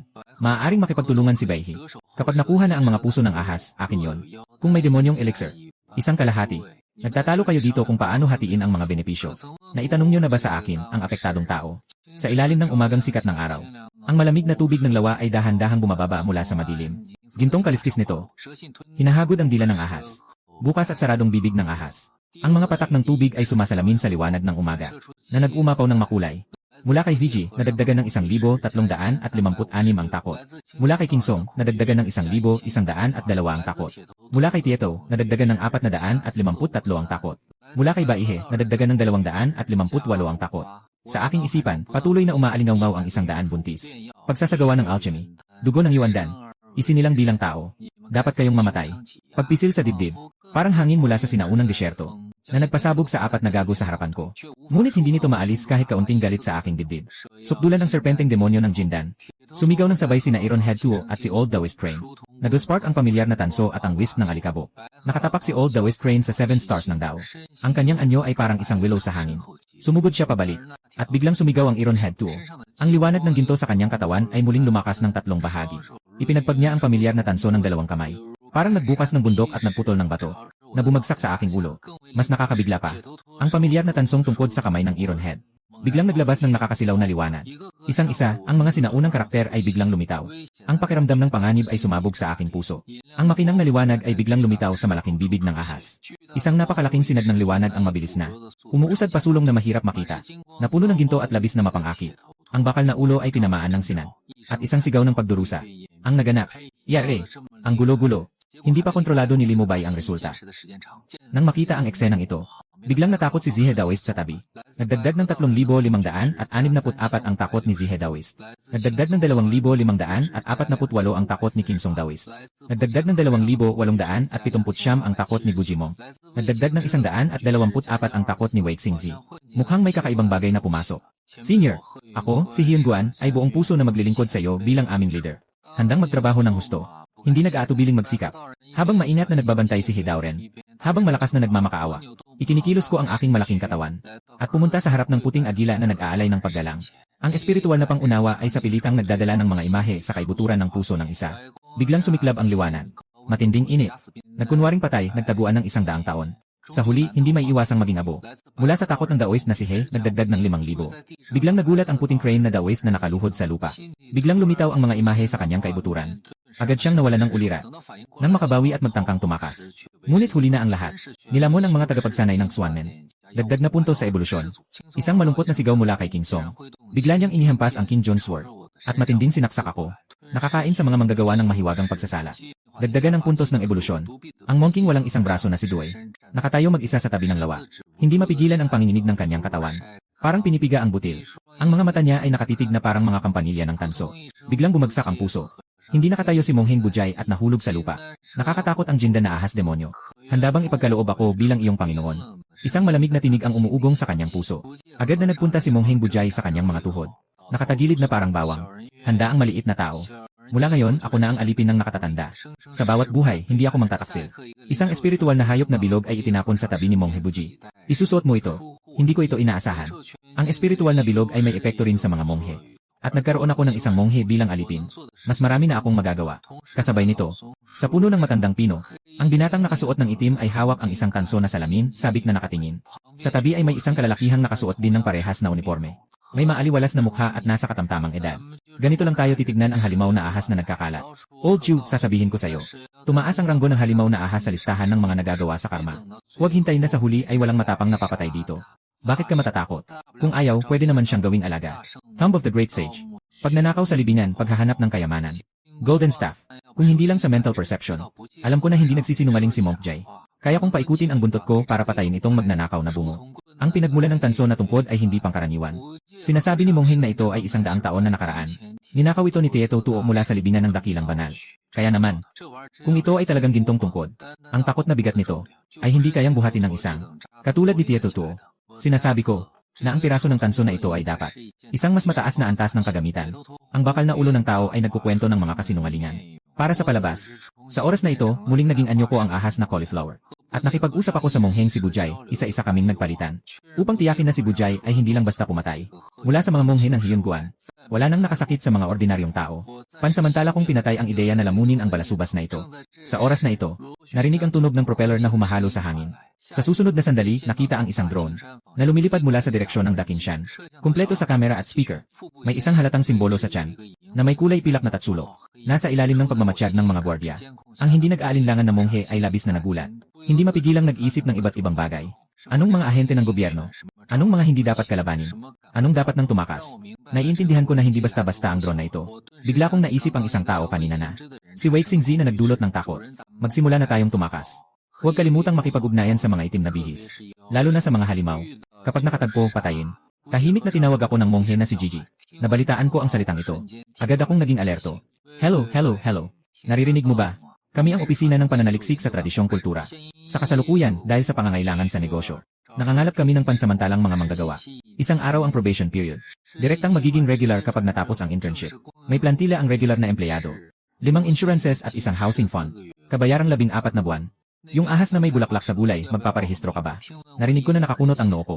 Kamag-anak na ito. Pwede ba akong magparehistro? Natutunan ko ang 7 antas ng key. Malakas akong makipaglaban. Pwede ko nang huwag tanggapin ang sweldo at bonus. Okay lang kahit hindi maging regular. Pwede na akong maging pansamantalang empleyado. Hindi nagbabalat kayo ang monghe, nakataas ang ulo. Nakanganga, nakatitig sa drone sa itaas. At ang opisina ng tradisyong pananaliksik sa kaugalian ay tinatawag na Chuan Suban. Ang opisyal na ahensya ng dakilang hapon. Pangunahing humuhuli sa mga lumalabag sa batas na cultivator. May hawak na plataporma ng kabutihan. Anumang makasalanan at masama. Hahabulin sila ng mga tao mula sa Chuan Suban. Dahil ang kanilang uniforme ay buong itim. Kaya tinatawag din silang blackguards. Sandaling maghintay muna ang monks na ito. Nakapag-isip na ba ang ahas na nasa kabila? Gusto mo bang mag-enroll? May formal na posisyon dito. Hindi kailanman nahuhuli ang sahod. Punong-puno ako ng itim na linya. At ang monghe na hindi nag-aalaga ay labis na naguguluhan. Sandali lang. Patunay na may pagkakataon ang matandang pari. Kung makakakuha man ako ng pansamantalang trabaho bilang isang blackguard, maituturing kong nalinis na ang aking pangalan sa buhay na ito. Palagi akong nakatuon sa pag-iisip ni Monghe Wuji. At siguro ay naintindihan ko na kung ano ang blackguard. Bilang isang uri ng pagkatao. Dahil hindi ako makapagsalita. Kailangan kong ipasa ang mensahe sa pamamagitan ng alipin na si Wuji. na nais kong makipag-usap ng harapan sa taong nasa likod ng drone. Sandali. Dalawang tao ang bumaba mula sa tuktok ng Dakinshan. Isa sa kanila ay isang napakamasiglang kabataan. Nakaitim na uniforme. Nakaitim na coat. Bagaman wala siyang kahit kaunting alon ng espiritual na kapangyarihan. Nararamdaman ko ang labis na banta. Ang isa pang tao ay isang middle-aged na nakasuot ng parehong uniforme. Ngunit walang trench coat. May ngiting maaliwalas. Punong-puno ng ngiti. Kusang nagpakilala. Kami ang mga tao ng pagsasali ng tradisyon. O ang itim na gwardiya na sinasabi ng mga tagasunod ng Swanmen. Nais naming anyayahan ang nakatatanda na sumali sa amin. Upang ipagtanggol ang bansang ito. Magbigay ng tulong ang bawat mamamayan sa ilalim ng proteksyon na ito. Katatapos lang ng pagsasalita gamit ang drone. Hindi dapat ang taong ito ang nagsalita. Aking instinct na ibinaling ang aking ulo sa malamig. Na tila may facial paralysis na kabataan. Ang mukha ng taong may facial paralysis ay bahagyang kumilos. Ang mga labi ay bahagyang pinigilan. Nagsalita siya. Huwag munang mag-ingay, senpai. Magtatanong muna ako. Sino si Chulan? Bigla akong nagulat. Ang pinagmulan ay pinakamalaking lihim ko. Paano nila nalaman ang tungkol dito? Huwag kang magpanik. Agad na humarang ang middle-aged na tao sa harap ng batang may malamig na mukha. Ito ay isang karaniwang pagkuha ng impormasyon. Nakalimutan kong magpakilala. Ang pangalan ko ay Wei Xingzi. Ako ang Deputy Director ng Office of Transmission. Ito si Chu Change. Si Lao Chu dahil ikaw ay kapamilya. Kaya't nagtanong ako ng kaunti. Pasensya na sa panghihimasok. Dapat ay tinatawag kang Chulan. Ito ba ay bagong pangalan? Nagsaliksik kami kanina. Sa mga tala ng lahat ng sekta. Wala kaming nahanap na impormasyon tungkol sa iyo. Hindi lang pangalan ito. Pati na ang iyong hitsura at mga paraan ng pagpapakita ay walang kaukulang tala. Kaya't interesado si Lao Chu sa iyong pangalan. Ang liwanag ng pagdududa sa aking mga mata. Ang espiritual na tagapagpahiwatig ay hindi na epektibo sa dalawang tao sa harapan. Maaari itong maramdaman. Ngunit hindi maobserbahan ang pag-isip. At si Bujay nakakabangon lang. Ay muling nahulog sa lupa. Chu Change. Alam ko na ang ahas na demonyo na ito ay masyadong kapansin-pansin. Hindi ito dapat pakialaman. Ano ang makukuha niyo sa pagsali? Hindi ko maobserbahan ang pag-isip ni na Chu Change at Wei Xingzi. Ngunit maaari pa rin gamitin ang komunikasyon sa isip. Ano ang ipapasa natin kay Su? Marami tayong materyales sa pagsasanay. May mga tao na nag-aaral ng lupa. Mayroon ding mga hayop na nag-aaral ng sining. Naniniwala akong makakatulong ito sa iyong pagsasanay. Si Wei Xingzi ay nananatiling mukhang mabait. Walang pagod na ipinapakilala sa akin ang mga benepisyo ng Blackguard. Kapag sumali ka sa amin, may karapatan kang suriin ang mga dokumentong ito. O maaari ring ipabasa ito sa iyo ng iba. Bukod dito, ito ay tungkol sa kabutihan. Nabanggit na ito. Kinuha ni Wei Xingzi mula sa kanyang bag. Ang isang patag na buto na kahawig ng shell ng pagong. Mahalaga ang kabutihan. Naniniwala akong mas alam mo ito kaysa sa akin. Para sa mga hayop na nag-aaral, mahalagang magkaroon ng matatag na pinagkukunan ng kabutihan. Maaari kang mag-aral ng walang pag-aalala. Hindi mo kailangang mag-alala tungkol sa kalamidad. Sa ibang lugar, mahirap makakuha ng kabutihan. Hindi ito kasing dali ng sa atin. Kahit na hindi ko maisip ang iniisip ni Wei Xingzi. Maaari kong makita na siya ay tapat. Kung sasali ako sa inyo, ano ang kailangan kong gawin? Madaling sabihin. Biglang naging seryoso si Wei Xingzi. Hindi ko sinabing, mga malalaking pangako lamang. Kapag sumali ka, kailangan mong sumunod sa mga utos ng organisasyon. Dapat protektahan ang Shenzhou. At alagaan ang mga mamamayan ng Daxia. Sa anumang sitwasyon, hindi dapat saktan ang mga ordinaryong tao. Huwag makaapekto sa normal na kaayusan ng lipunan. Suso ng ahas. Ang mga mata ng ahas na may patayong pupils ay puno ng pagsusuri. Ako'y naintriga. Kumpara sa paglalakad-lakad at panghuhuli ng pagkain, ang ibang nilalang ay nakakakuha ng mga punto ng ebolusyon. Maliwanag na mas may kinabukasan ang sumama sa ganitong malaking organisasyon tulad ng mga itim na gwardiya. May kasama pa ako. Pwede bang sumali? Lahat ay magiging mga kontratista. Hindi karapat-dapat ang mongheng ito. At hindi siya malinis. Hindi na kailangang hintayin si Wei Xingzi na ayusin ito. Si Chu Shanje na may malamig na mukha ay mabilis na nagsalita. Ang mongheng Buji ay may mukhang parang patay. May perwisyo si Director Chu sa akin. Wala na akong pag-asa sa buhay na ito. Ngunit si Master Buji ay maaaring ituring na isang panlabas na tauhan. Maaari siyang maging iyong pribadong informante. Natatakot si Wei Xingzi na magalit ako. Agad siyang kumilos. Ngunit ang kanyang mga mata ay nakatuon kay Mongheng Buji, na may espiritual na hayop sa kanyang lig na sinuri ng dalawang mata. Hindi siya. May iba pang tao. Sandali lang. Pupuntahan ko siya. Sa totoo lang, pwede mong ipapunta ang kaibigan mo. Sasama kami sa paghihintay. Si Wei Xing ay patuloy na umiti ng mainit. Mula nang tumaas ang alon ng espiritu, maraming kakaibang hayop ang lumitaw sa mundong ito. Dahil ang mga hayop ay naapektuhan ng pagtaas ng konsentrasyon ng espiritu. Kaya't ganoon din ang tao. Malungkot na nagsalita si Chu Change. Ngunit walang nakakaalam kung ano ang nais niyang sabihin. Ang mga nakatago sa dilim ay naniniwalang may pagkakataon. Kaya't nais nilang lumabas at guluhin ang mundo. Ngunit sa pamamagitan lamang ng aking mabilis na pagkilos, nais kong supilin ang mundo. Upang hindi magkulang. Kulang ang tao. Kaya mula noong 7 araw na nakaraan, lahat sa loob ng Daxia nagsimula nang pumili ng mga kwalipikadong kabataan upang sumali sa preparatory team ng Chuansu para sa pagsasanay. Upang mag-ipon ng kaalaman para sa pagprotekta sa siyam na lalawigan ng Huaxia sa hinaharap. Tanyag na tao, yaman na lupa. Noong nakaraang araw, isang batang babae na henyo ang natuklasan sa unang mataas na paaralan sa lungsod. Nailagay ang kanyang kakayahan sa antas na di. Ang pangalan niya ay Chuling. Umuusbong ang usok. Malabo ang mga kaliskis. Bumalik ako sa 50 metro na mode ng mamahaling ginto. At si Chuling ay ang aking nakababatang kapatid na babae.